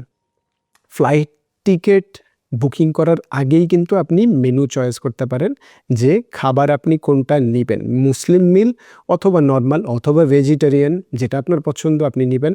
তবে মুসলিম মিলটা চয়েস করে নেওয়া ভালো। আমি ধরলাম আপনি মুসলিম মিল আগে চয়েস করেন নাই, এখন আপনি ফ্লাইটে ওঠার পরে যখন খাবার দিচ্ছে তখন আপনি জিজ্ঞেস করবেন যে আপনাদের কাছে কি ভেজিটেরিয়ান অপশন আছে। যদি ভেজিটেরিয়ান অপশন থাকে আপনি ভেজিটেবলস নিতে পারেন, but please try to it some food, কারণ ফ্লাইটে ওই টাইমটাতে আপনার জন্য খাবার খুবই জরুরি। হালাল খাবার না পাওয়া গেলে করণীয় কি, সেকেন্ড যেটা একই টপিকের যেটা সেকেন্ড কোয়েশ্চেন, সেটা হচ্ছে যে হালাল খাবার না পাওয়া গেলে করণীয় ভেজিটেবলস রিলেটেড খাবার নেওয়া। আর হ্যাঁ, আপনাকে কিন্তু bread, butter, jelly, juice and হচ্ছে যে কোনো কোনো ক্ষেত্রে অল্প কিছু ফ্রুটসও তারা দেয়। সো এগুলো অবভিয়াসলি খাবেন, এগুলো খাওয়ার চেষ্টা করবেন, এগুলো আপনাকে হেলদি রাখবে। আর হ্যাঁ, পানি কিন্তু আপনি বারবারই চাইবেন, যেটা আমি থার্ড কোয়েশ্চেনটা ছিল যে বিমানের মধ্যে পানি কিভাবে পাওয়া যায়। হ্যাঁ, পানি আপনাকে তারা দিয়ে দিবে, তো পানিটা বারবার যদি আপনার প্রয়োজন হয় চেয়েই নেবেন। পানি কিন্তু এমন হয় যে আপনাকে তারা এসে দিয়ে যায় না। ইফ ইউ নিড, আপনাকে ডাকতে হবে যে I need a glass of water অথবা I need a bottle of water. আপনি চেয়ে নেবেন, আপনাকে পানি দিয়ে দিবে। লজ্জা পাওয়ার কোনো কিছু নাই, হচ্ছে বিষয়। আর ট্রাই করবেন যথেষ্ট পরিমাণে পানি খাইতে। রিয়েলি ফ্লাইটে ডিহাইড্রেশন বেড়ে যায়, সো আপনাকে হাইড্রেটেড থাকতে হবে, মিনস আপনাকে ভালো পরিমাণ পানি খেতে হবে। এরপরে যদি আমি বলি যে অতিরিক্ত কোনো উপদেশ আছে কিনা, যেটা লাস্ট কোয়েশ্চেন ছিল, অ্যাকচুয়ালি এর চেয়ে বেশি অতিরিক্ত আর কোনো উপদেশ নাই। তবে আমি যেটা বলবো, ভেরি মাচ কেয়ারফুল থাকা উচিত একটা ব্যাপারে, সেটা হচ্ছে হাতে খুব বেশি জিনিস ক্যারি করা উচিত না। খুব বেশি ওয়েট আপনি যখন হাতে ক্যারি করবেন, আপনি খুব টায়ার্ড হয়ে যাবেন, সহজেই টায়ার্ড হবেন। সো খুব বেশি ওয়েট ক্যারি করবেন না, খুব বেশি হচ্ছে যে স্ট্রেস নেবেন না। কিছু প্ল্যান করতে থাকেন এবং ট্রাই টু ক্যারি আ বুক, বই পড়তে থাকেন। একটা বই হয়তো আপনার ফ্লাইটে ভালো একটা জার্নি দিতে পারে, এটা একটা ভালো প্র্যাকটিস, এটা করতে পারেন। আফটার ফ্লাইট আপনাদেরকে কি করতে হবে, চলুন এই বিষয়ে কথা বলি। এবং this is one of the really important point. চলুন জেনে নেই আমাদের কোয়েশ্চেনগুলো কি ছিল এক নজরে। কোয়েশ্চেনগুলো ছিল হচ্ছে প্লেন থেকে নামার পর কোরিয়ান এয়ারপোর্ট বা ইমিগ্রেশনে কি ধাপ অনুসরণ করতে হয়। নট অনলি কোরিয়া, অন্যান্য কান্ট্রিও। কোরিয়ার ওয়াশরুমে কি সত্যি পানি থাকে না, এক্ষেত্রে করণীয় কি। এয়ারপোর্ট থেকে প্রথমে, হাসবেন না, রিয়েলি ইম্পর্ট্যান্ট একটা কোয়েশ্চেন। এয়ারপোর্ট থেকে প্রথমে কোথায় যাওয়া উচিত। এরপরের কোয়েশ্চেনটা ছিল ডরমিটরি বা গোশিওয়ানে কিভাবে যাওয়া যায়। এর পরের কোয়েশ্চেনটা ছিল ইউনিভার্সিটিতে প্রথম দিন কি কি কাজ করতে হয়। এর পরের কোয়েশ্চেনটা ছিল রেসিডেন্স কার্ড করার প্রক্রিয়া কি এবং কখন করতে হয়। এর পরের যেটা ছিল যে ট্রান্সপোর্ট কার্ড এবং টি মানি কার্ড ব্যবহারের নিয়ম কি, কোথায় পাওয়া যাবে। সর্বপ্রথম যেই কোয়েশ্চেনটা ছিল, দেখেন একটা বিষয় খেয়াল রাখবেন, এয়ারপোর্টে নামার পরে always keep your focus to the top and to the directional indications, যেগুলো সাইনবোর্ড সাধারণত থেকে থাকে। আপনি যেই কোনো এয়ারপোর্টেই যান না কেন, আপনি দেখবেন সিলিং থেকে কিছু ইন্ডিকেশন ঝুলতে থাকে, যেটাতে আপনি দেখতে পারবেন যে ডানে কি, বামে কি, সোজা কি, অথবা আপনার কত মিটার দূরে ওয়াশরুম আছে, এরকম কিছু ইন্ডিকেশন আপনি পাবেন। সাইডে পিলারেও লেখা দেখতে পারবেন, বা আপনি আশেপাশে হচ্ছে যে বিভিন্ন ইন্ডিকেশন, বিভিন্ন সাইন থাকে, এগুলো ফলো করে করে আপনি আপনার ওয়েতে যাবেন। সো দেখেন, আপনি যখন এয়ারপোর্টে ল্যান্ড করলেন, ল্যান্ড করার পরে আপনি বিমান থেকে বের হলেন, আপনি কি জানেন তখন আপনাকে কি করতে হবে? জেনে নেন। আপনাকে যেটা করতে হবে, নাও আপনাকে অ্যাকচুয়ালি যেতে হবে হচ্ছে অ্যারাইভাল সেকশনে। দেখেন, আপনি অ্যারাইভ করছেন, so you have to go through the arrival section, not the departure. Departure মানে আপনি চলে যাবেন, অর্থাৎ এখান থেকে যাবেন। So you are not going from here. আপনাকে যেটা করতে হবে, অ্যারাইভাল অপশনটা ফলো করতে হবে। অ্যারাইভাল অপশন এবং ইমিগ্রেশন ফলো করে আপনি যখন যাবেন, প্রথম কাজ কিন্তু ইমিগ্রেশন ক্রস করা, তারপরে ব্যাগেজ কালেকশন। আগে ব্যাগেজ কালেকশন হবে না। সো আপনি যেটা করবেন, সর্বপ্রথম হচ্ছে যে ইমিগ্রেশন কোন দিকে, এটা ফলো করবেন, এবং ইমিগ্রেশনে গিয়ে বিদেশি পাসপোর্ট, ফরেন পাসপোর্ট বা এই টাইপের যে ইন্ডিকেশনগুলো, সেইটার থ্রুতে যাবেন। সেইটার থ্রুতে গিয়ে আপনি হচ্ছে সিরিয়াল যদি থাকে সিরিয়াল ফলো করবেন, আর যদি সিরিয়াল না থাকে আপনি ইমিগ্রেশন অফিসারের কাছে যাবেন, আপনার পাসপোর্ট জমা দিবেন, আপনার ভিসার যদি আলাদা কপি থাকে সেটা জমা দিবেন। মোটামুটি কমন ক্ষেত্রে যেটা হয়ে থাকে, শুধু পাসপোর্টটা দিলেই চলে, ভিসা দেওয়াও লাগে না, তারা ভিসা চেক করে নিতে পারে। এবং আরেকটা যেটা বিষয়, সেটা হচ্ছে যে আপনার অ্যারাইভাল কার্ড, তারপরে আপনার হেলথ চেক আপ রিলেটেড যদি কোনো কার্ড থেকে থাকে বা মার্কিংয়ের কোনো কার্ড থেকে থাকে, সেটাও আপনাকে অবভিয়াসলি ওখানে জমা দিতে হতে পারে। সো এই সমস্ত ডকুমেন্টসগুলো যেটা তারা চাইবে, এটা আপনি তাদেরকে অ্যাভেল করবেন। এরপরে আপনার ইমিগ্রেশন ক্রস হয়ে গেল। ইমিগ্রেশন ক্রস করে আপনি খুঁজবেন হচ্ছে ব্যাগেজ কোথায় কালেক্ট হয়। ব্যাগেজ কালেকশনের জায়গাতে আপনি যাবেন। ইউজুয়ালি কোরিয়াতে সেটা ইমিগ্রেশন ক্রস করে নিচে যেতে হয়। সো আপনি নিচে গেলেন, অথবা আপনি যে কোনো দেশের এয়ারপোর্টে যান না কেন, ব্যাগেজ কালেকশন বা লাগেজ কালেকশন বা এই রিলেটেড যেই সাইনগুলো থাকবে, এইটা ফলো করে আপনি যাবেন। আর হ্যাঁ, গিয়ে দেখবেন আপনি যেই ফ্লাইটে এসেছেন, এই ফ্লাইট আপনার বোর্ডিং যে কার্ড, অর্থাৎ টিকিট, যেটা টিকিট বললাম এই জন্যই যে বোর্ডিং কার্ড হয়তো আপনারা কেউ নাও বুঝতে পারেন। I really don't underestimate you, but তাও ইজি করে বলে দিচ্ছি বোঝার স্বার্থে, সবার বোঝার স্বার্থে, যে আপনি বোর্ডিং পাসে দেখলেন যে আপনার ফ্লাইটের নাম্বার কত বা ফ্লাইটের কোড কত। ফ্লাইটের কোড ফলো করে আপনি আপনার স্ক্রিনে, ওখানে বিভিন্ন জায়গাতে স্ক্রিন থাকে, মনিটর থাকে, সেখানে ফলো করে আপনি যাবেন। গিয়ে আপনার লাগেজ আপনি কালেক্ট করে তারপরে আপনি হচ্ছে, এখন আপনার স্টেজ হচ্ছে গেট পার হওয়া। মিনস হচ্ছে যে আপনি এয়ারপোর্টের যেই গেট দিয়ে বের হবেন, সেই গেটটা আপনাকে খোঁজা। সো আশেপাশেই গেট থাকে, গেট দিয়ে আপনি বের হয়ে গেলেন, বের হয়ে আপনি এখন হচ্ছে যে ওয়েলকাম টু আপনার পছন্দের ডেস্টিনেশন, হচ্ছে বিষয়। সো এইটা হচ্ছে ইমিগ্রেশন থেকে নামার পর কি কি কি ধাপ আসলে অনুসরণ করতে হয়, এই টপিকটা ছিল। এরপরের যেটা ব্যাপার, সেটা হচ্ছে যে কোরিয়ার ওয়াশরুমে কি সত্যিই পানি থাকে না? এই ক্ষেত্রে করণীয় কি? This is a very good question, this is a very nice question, this is a very necessary question. হ্যাঁ, কোরিয়ার ওয়াশরুমে সত্যিই আসলে পানি থাকে না, এবং অনেক দেশ আছে যেগুলোর ওয়াশরুমে পানি থাকে না, কমোডের সাথে পানি থাকে না। এবং নর্মালি যেটা হয় যে এইটা একটু প্রবলেমের ব্যাপার, আপনাকে এই ক্ষেত্রে আসলে একটু ভালো প্রবলেমে আসলে পড়তে হইতে পারে। এই ক্ষেত্রে যেটা করণীয়, সেটা হচ্ছে আপনাকে অবভিয়াসলি বিডেট ক্যারি করতে হবে। বিডেট হচ্ছে এমন একটা জিনিস, যেটা পোর্টেবল বিডেট বলতে আমি যেটা বুঝাচ্ছি, যে আপনি একটা বোতলে মানে বিডেটের যেটা হচ্ছে যে বোতল থাকে, এটাতে আপনি পানি নেবেন, পানি নিয়ে হচ্ছে আপনি আপনার ওয়াশরুম করার পরে আপনি আপনার পরিষ্কার করার কাজে ব্যবহার করতে পারেন। So this is a very important tool, যেটা আপনারা বাংলাদেশে পোর্টেবল বিডেট অনেক জায়গাতেই পেতে পারেন। এটা ক্যারি করবেন, এটা ক্যারি করে এইটাতে আপনি সেখানে গিয়ে আপনি ইউজ করতে পারবেন। আর এছাড়াও আপনি definitely I know one will be comfortable, just বলার জন্য বলে দিচ্ছি, you can use wet tissue as well, but obviously bidet use করাটাই ভালো। সো একটা বিডেট বাংলাদেশ থেকে অবভিয়াসলি নিয়ে নেবেন, সেটা ইউজ করে আপনি হচ্ছে যে আপনার ওয়াশরুমের কাজ সারতে পারেন। তবে বেশিরভাগ ক্ষেত্রেই ডরমিটরিতেও কিন্তু থেকে থাকে না, বিদেশে অনেক কান্ট্রিতেই থেকে থাকে না, কমনলি পাবলিকলি ওয়াশরুমে বিডেট থাকে না। আর প্রাইভেটলি যেটা হয় যে বাসাতে সাধারণত থেকে থাকে, তবে সেইটার ক্ষেত্রে হয়তো যেটা আসলে পাইপ বলা হয়, পাইপটা খুব লম্বা না হলে আপনি হয়তো নতুন পাইপ ইউজ করে নিতে পারেন, লাগাই নিতে পারেন। এর পরের প্রশ্নটাতে যাই, সেটা হচ্ছে এয়ারপোর্ট থেকে প্রথমে কোথায় যাওয়া উচিত, বাসা না university? Very good question. Airport থেকে সর্বপ্রথম যাওয়া উচিত হচ্ছে বাসাতে, নট ইউনিভার্সিটি। এই ক্ষেত্রে অ্যাকচুয়ালি বিভিন্ন কান্ট্রির বিভিন্ন রুলস হয়ে থাকে। যেমন মালয়েশিয়ার ক্ষেত্রে যদি আমি বলি, মালয়েশিয়ার ক্ষেত্রে আপনাকে অবভিয়াসলি আপনি এয়ারপোর্ট থেকে বের হওয়ার পরে আপনাকে ইউনিভার্সিটি মেডিকেলের জন্য নিয়ে যাবে। সো সেটা আলাদা ব্যাপার। আমি যদি কোরিয়ার ক্ষেত্রে যদি বলতে চাই, কোরিয়ার ক্ষেত্রে আপনাকে যেটা করতে হবে, আপনাকে অবভিয়াসলি আগে বাসায় যেতে হবে, বা আপনার ডরমিটরিতে যেতে হবে, বা আপনার গোশিয়নে যেতে হবে, যেটাই আপনি বুক করে থাকেন, বা আপনি হোটেল বুক করে থাকলে হোটেলে যেতে হবে, টেক সাম রেস্ট। তারপরে আপনি পরের দিন ইউনিভার্সিটিতে যাবেন, বা যদি সময় থাকে সেই দিনই আপনি ইউনিভার্সিটিতে যেতে পারেন আপনার রিপোর্ট করার জন্য যে আপনি এসেছেন। গোশিয়ন বা ডরমিটরিতে কিভাবে যাওয়া সহজ, অর্থাৎ এয়ারপোর্ট থেকে বের হয়ে আপনি যখন আপনার বাসায় যাবেন বা ডরমিটরিতে যাবেন, সেই ক্ষেত্রে আপনাকে কোন ওয়েতে যাওয়াটা উচিত, ট্যাক্সি নাকি বাস? আই রিয়েলি সাজেস্ট যে always try to use bus.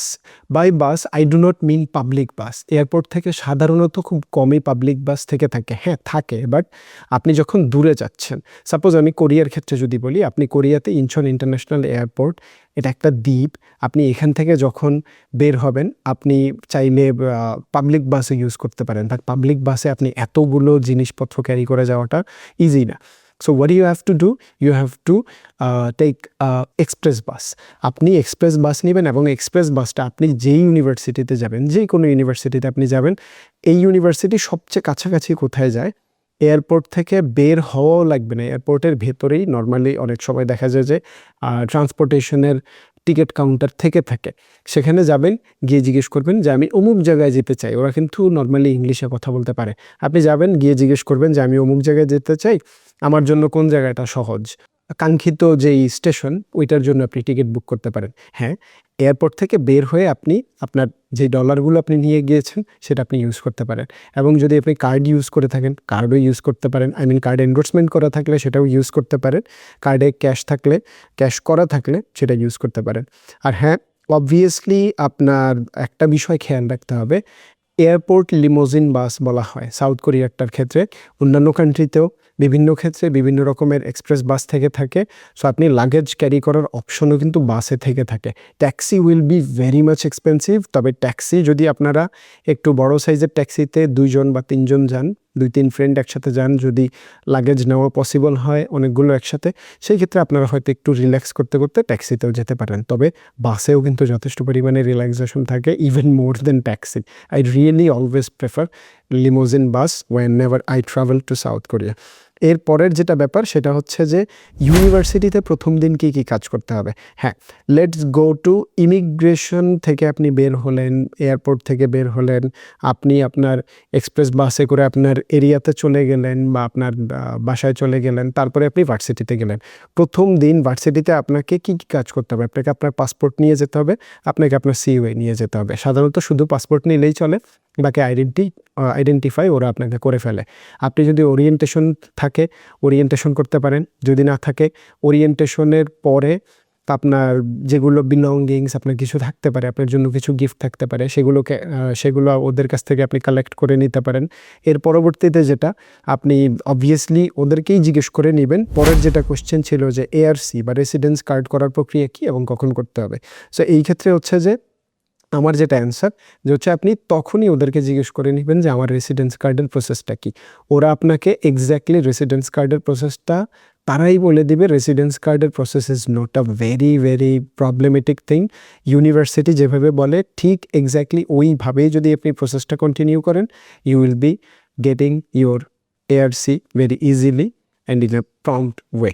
So এর পরের যেটা বিষয়, যদি এই কোয়েশ্চেনটা আসলে লাস্টে চলে আসছে, বাট এটা একটা খুবই ইম্পর্ট্যান্ট কোয়েশ্চেন, যে আপনি ট্রান্সপোর্টেশন কার্ড বা টি মানি কার্ড কোরিয়ার ক্ষেত্রে যেটা বলা হয়, যে কোনো দেশে আপনি যান না কেন ট্রান্সপোর্ট কার্ডটা ট্রাই করবেন এয়ারপোর্ট থেকেই নেওয়ার অপশন থাকলে এয়ারপোর্ট থেকে নিয়ে নিতে।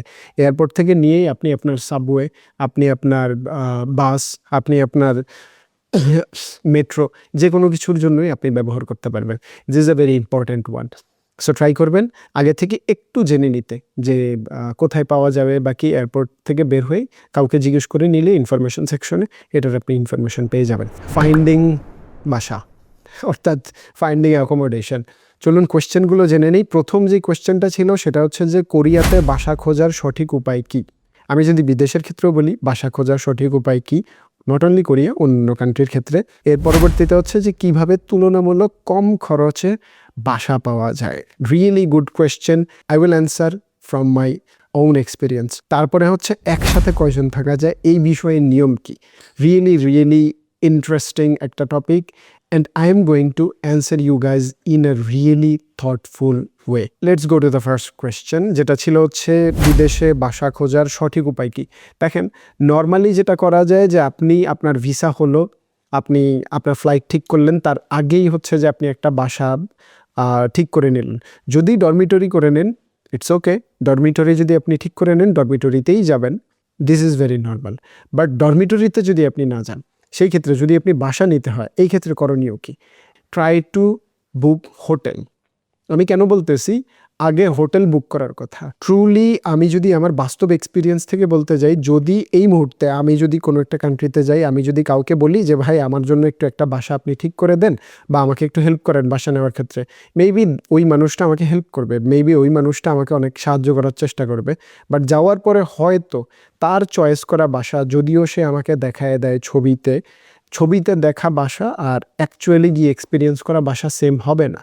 সো এই ক্ষেত্রে যেটা হতে পারে, মেবি আমার ওই বাসাটা পছন্দ নাও হতে পারে। That's why I suggest everyone two actually book a hotel at first for 2 days or 3 days, তারপরে গিয়ে নিজে দেখে বাসা বুঝে তারপরে মিনস আপনি আপনার বাসা নিজে দেখবেন, বুঝে শুনে তারপরে উঠবেন। অথবা যদি আপনাকে প্রাইভেট ডরমিটরি বুক করতে হয়, বা আপনাকে যদি কোরিয়ার ক্ষেত্রে আমি যদি বলি যদি গোশিয়ন বুক করতে হয়, সেটাও আপনি নিজে দেখে উঠবেন। সো প্রথম 3 দিনের বা প্রথম 4 দিনের আপনার হোটেল ভাড়া যদি আমি বলতে যাই, অ্যাভারেজে হয়তো 2000 করেই খরচ আপনার যেতে পারে। তো 4 দিন বা 5 দিনের জন্য আপনার অ্যাজ ম্যাক্সেস হয়তো বাংলাদেশি টাকায় 10,000 টাকায় খরচ গেল হোটেলে, but that will be very much helpful for you.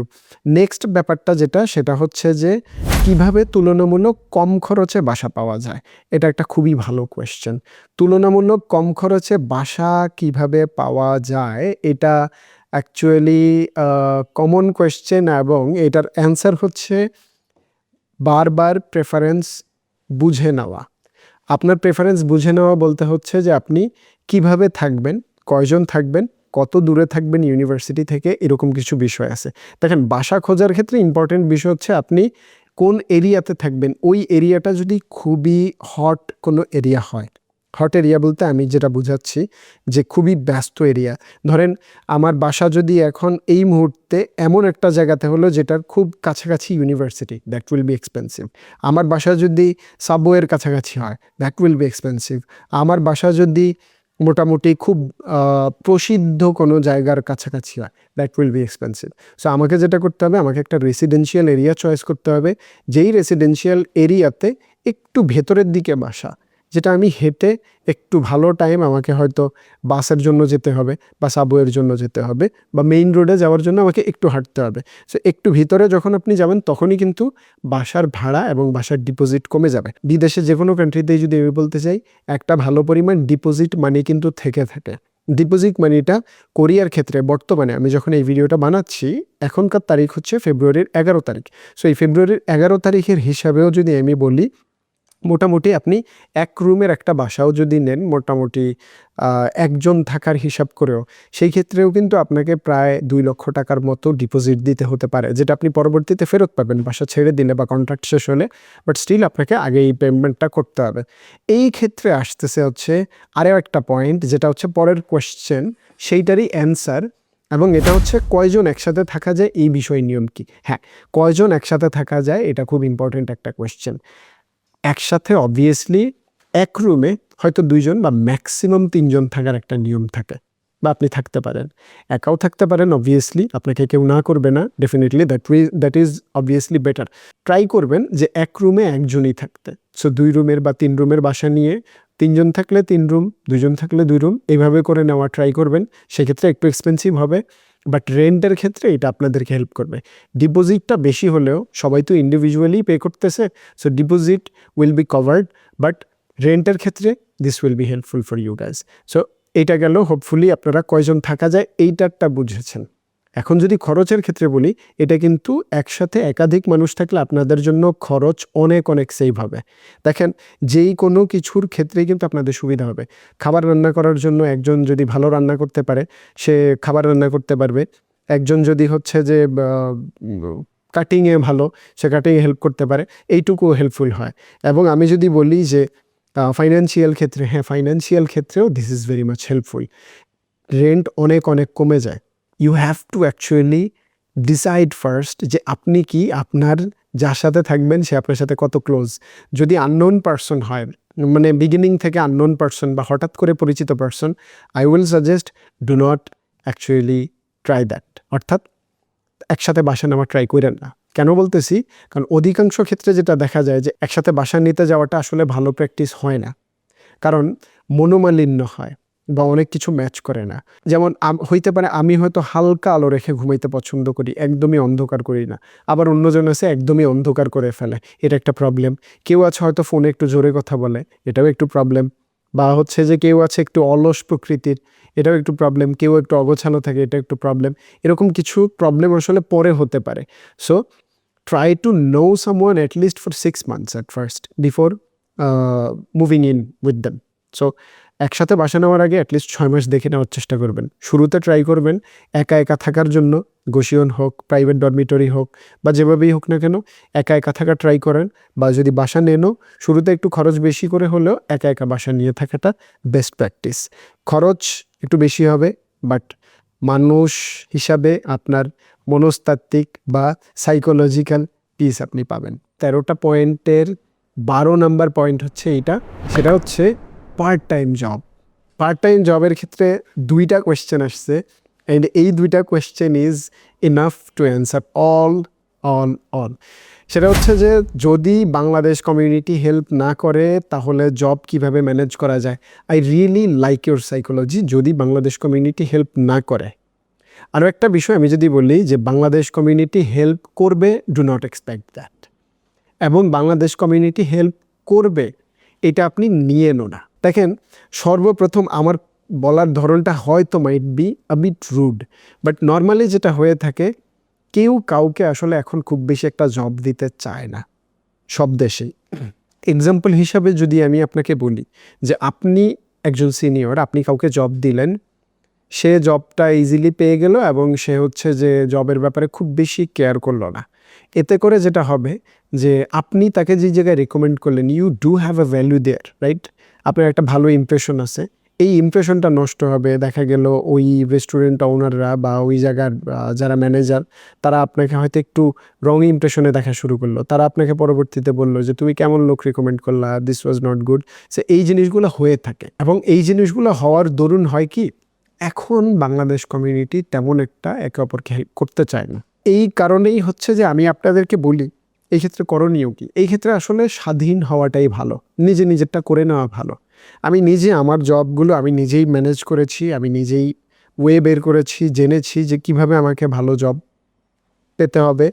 এরপরে যদি আমি বলতে চাই যে যদি বাংলাদেশ কমিউনিটি আপনাকে হেল্প না করে, কীভাবে আপনি ম্যানেজটা করবেন হচ্ছে সর্বপ্রথম যেই কোনো দেশেই আপনি যান না কেন, সাধারণত যেটা হয় যে ফেসবুক কমিউনিটি গ্রুপ থাকে এবং ওই দেশের সোশ্যাল মিডিয়া অনুযায়ী কমিউনিটি গ্রুপ থাকে জবের জন্য, এবং হচ্ছে সাধারণত অ্যাপ্লিকেশনস বা সফটওয়্যার থেকে থাকে, মোবাইল অথবা কম্পিউটারের ওয়েব পেজ থেকে থাকে, ওয়েবসাইট থেকে থাকে, যেখান থেকে আপনি জব পেতে পারেন। সো এগুলোকে ট্রাই করবেন। এবং হ্যাঁ, যদিও কঠিন হয়, ট্রাই করবেন পরিচিতদের মধ্যে থেকে জব করে নিতে, এবং কেউ যদি আপনাকে জব দেয় সেটা খুব ডেডিকেশনের সাথে করার চেষ্টা করবেন। এটা হচ্ছে বিষয়। সো আমি যেটা বললাম খুবই সিম্পল ওয়েতে বললাম, খুবই ফাস্ট ওয়েতে বললাম, এবং এই নিয়ে ডিটেইল জব নিয়ে আমার ভিডিও আছে আমার চ্যানেলে, আপনারা চাইলে সেগুলো থেকে আরও বিস্তারিত দেখে নিতে পারেন। আমি খুব ইজি অ্যান্ড কুইকলি আসলে এই অ্যান্সারটা করে দিলাম। এবং লাস্টের যেটা কোয়েশ্চেন বা সেকেন্ড যেটা কোয়েশ্চেন ছিল যে দ্রুত এবং বৈধভাবে পার্ট টাইম জব পাওয়ার কৌশল কী। দেখেন, আমি যদি এক্সাম্পল হিসাবে কোরিয়ার কথাও বলি, কোরিয়াতে কিন্তু পার্ট টাইম জব প্রথম 6 মাসে ইল্লিগাল স্টুডেন্টদের জন্য, মিনস আপনি করতে পারবেন না, আপনাকে ওয়ার্ক পারমিট দেওয়া হয় না। আপনি অ্যাপ্লাই করতে পারেন ওয়ার্ক পারমিটের জন্য, হয়তো আপনি পেতেও পারেন আইএলসের রেজাল্ট ভালো থাকলে বা টপিক স্কোর থাকলে, অনেক সময় দিয়েও দেয় ওয়ার্ক পারমিট। সো এই ক্ষেত্রে আমি আপনাকে যেটা বলবো যে খুব বেশি আসলে ওভার জবের প্রতি ফোকাস করেন না, পড়ালেখাটার প্রতি বেটার ফোকাস রাখাটা একজন স্টুডেন্টকে কিন্তু সেভই করায় আলটিমেটলি।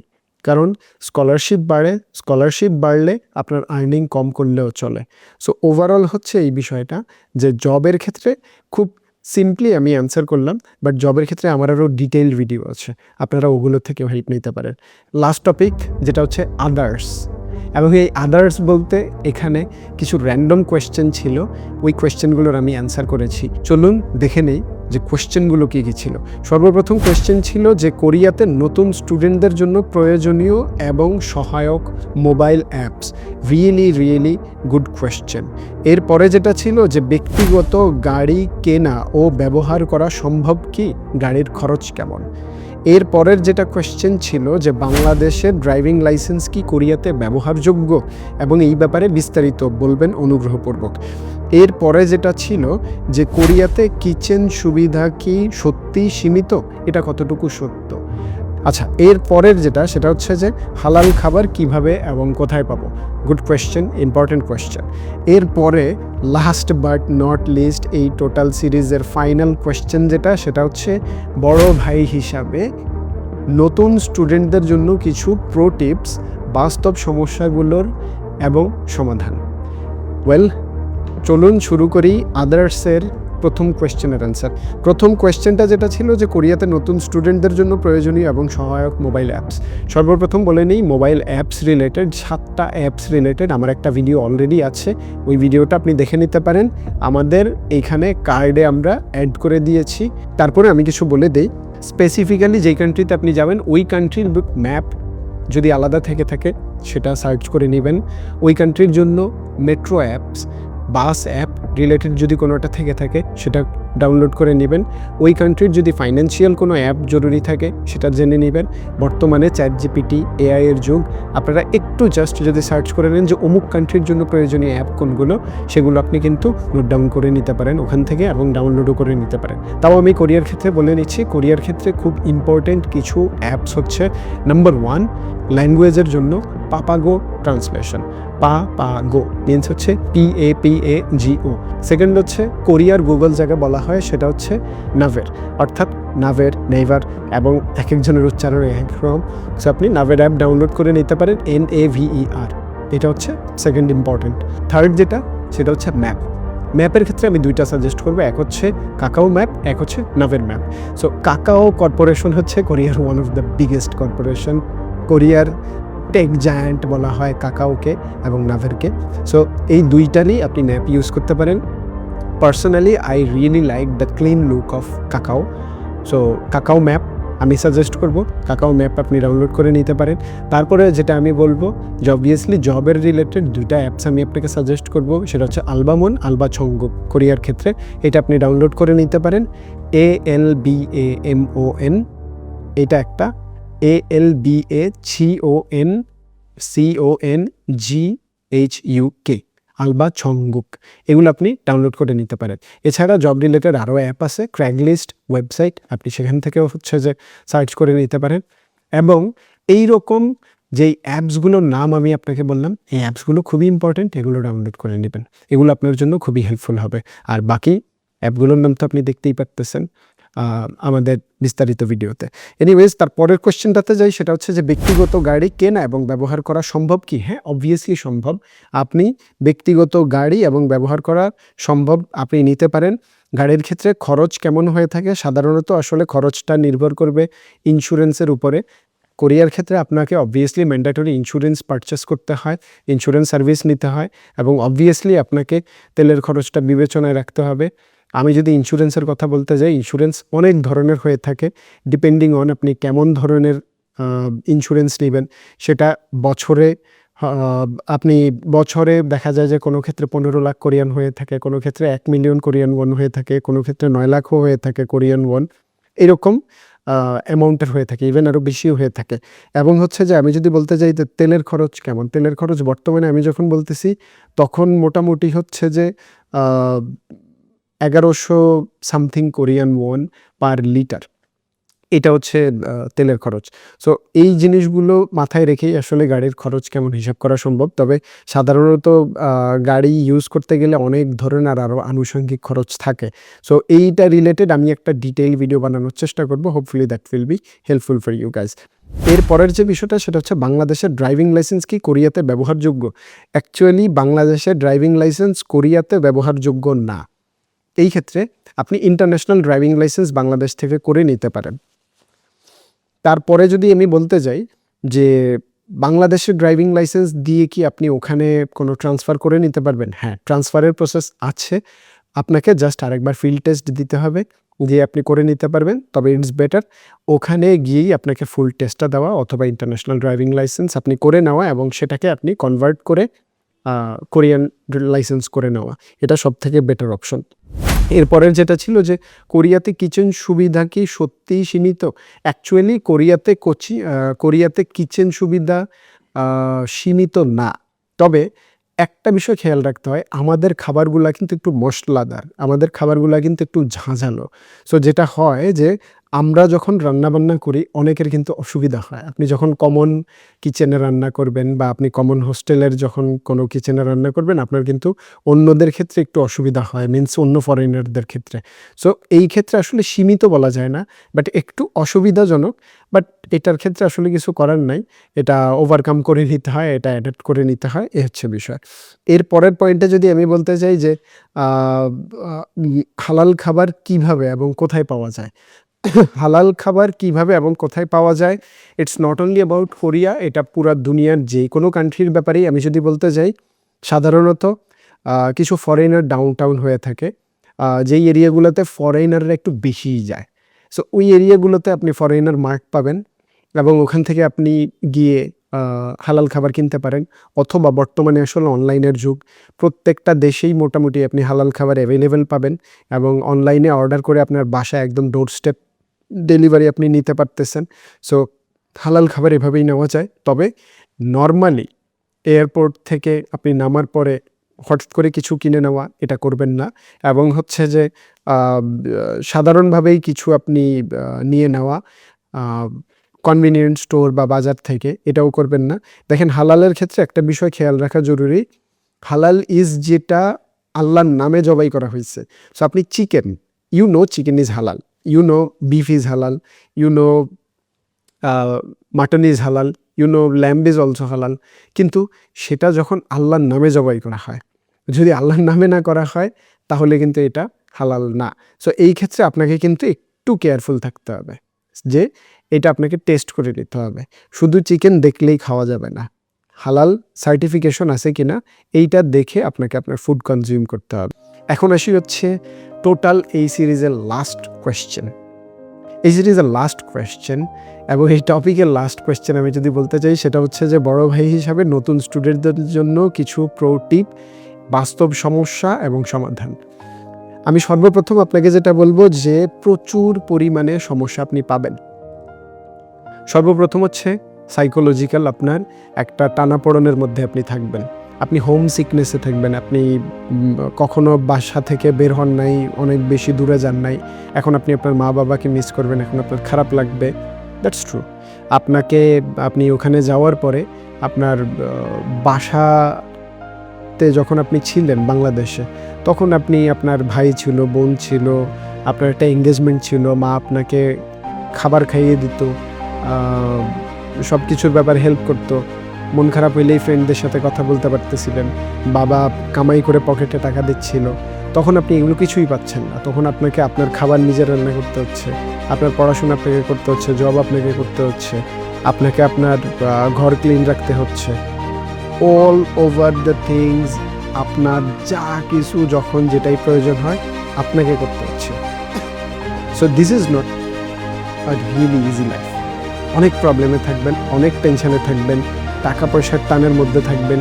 ওই মুহূর্তে which will help you, trust me, জীবনে যদি বড় হইতে চান, ভালো কিছু যদি করতে চান, জীবনে যদি অ্যাকচুয়ালি পিস চান, অ্যাকচুয়ালি ইজি কিছু করতে চান, ফার্স্ট অফ অল আমি যেটা বলবো, নিজের অন্তরকে ক্লিন করে ফেলেন।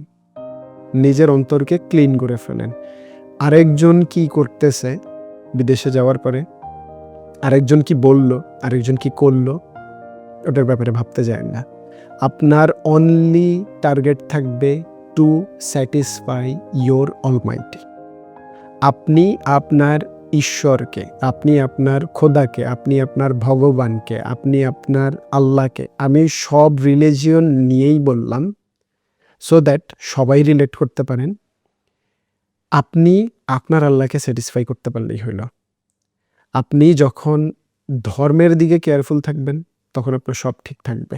ট্রাস্ট মি ভাই, উইদাউট আল্লাহ আপনার লাইফ ইজি করার মতন কেউ নাই। কেউ আপনার আপন হইতেই পারে না এই দুনিয়াতে, নেভার নেভার।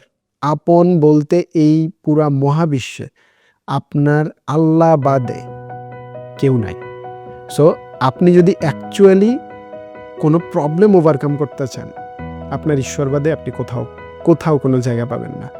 যে আপনাকে বানাইছে, যে আপনাকে প্রবলেম দিছে, সেই আপনার প্রবলেম সলভ করবে। আই ডোন্ট নো আপনারা আমার এই কথাগুলোকে কতটুকু সিরিয়াসলি নিচ্ছেন, ভিডিওর এই পর্যায়ে এসে কতজন আছেন আর কতজন চলে গেছেন, আই ডোন্ট নো। বাট যারা আছেন, আই রিয়েলি থ্যাংক ইউ। আপনারা কমেন্ট করেন যে আপনি শেষ পর্যন্ত ভিডিওটা দেখছেন, শেষের পয়েন্টটা দেখছেন। আপনি কমেন্ট করেন যে আমি সাথে আছি। আই উইল মেক শিওর যে আপনার জন্য আমি যদি লাইফে পসিবল হয় স্পেশাল কিছু করার, এবং ট্রাই করবেন মসজিদের সময় দিতে। আপনি যেই কোনো দেশেই যান না কেন, যেই কোনো কমিউনিটিতেই যান না কেন, ওইটার আশেপাশে মসজিদ অবশ্যই আছে। যদি না থাকে বানায় নেন। ট্রাস্ট মি, যদি মসজিদ কোথাও না থাকে, দিস মিনস আল্লাহ আপনাকে এই রেসপন্সিবিলিটি দিয়ে দিছে যে এটা তোমার রেসপন্সিবিলিটি ওইখানে মসজিদ এবং ওইখানে মসজিদের কমিউনিটি তৈরি করা। যে যত কিছুই বলুক, এই মহাবিশ্বে আপনাকে ভালো কথা বলার মতন একজন মানুষও নাই। ট্রাস্ট মি, একজন মানুষও নাই। I am very much happy, I am very much satisfied, I am very much lucky person. এই দুনিয়াতে আমার থেকে ভালো মনে হয় না কেউ আছে, আমার থেকে শান্তিতে মনে হয় না কেউ আছে। স্টিল খারাপ বলার মতো অনেক মানুষ আছে, বাট কিপ পেশেন্স। আল্লাহর কাছে দুনিয়াতে আখেরাতে শান্তি চান, আল্লাহ শান্তি অবভিয়াসলি দিবে। নামাজ পড়েন, দোয়া করেন, মসজিদে সময় দেন, যত কঠিনই হোক না কেন লাইফে ইসলামের প্র্যাকটিস আনেন, কাজের মধ্যেও নামাজ পড়ার চেষ্টা করেন। নামাজের সময় বাদ দিয়ে কোনো কাজ অ্যাকচুয়ালি বরকত আনে না। এইটা আমার লাস্ট কথা এবং মোস্ট ইম্পর্টেন্ট কথা। আমি জীবনে যেখানে শান্তি পাইছি আমি আপনাকে বলছি, ফলো করতে পারলে আপনার ভালো, ফলো না করতে পারলে আমি দোয়া করি আল্লাহ আপনাকে হেল্প করুক ফলো করতে পারার জন্য। আশা করি সবাই ভালো থাকবেন, সুস্থ থাকবেন।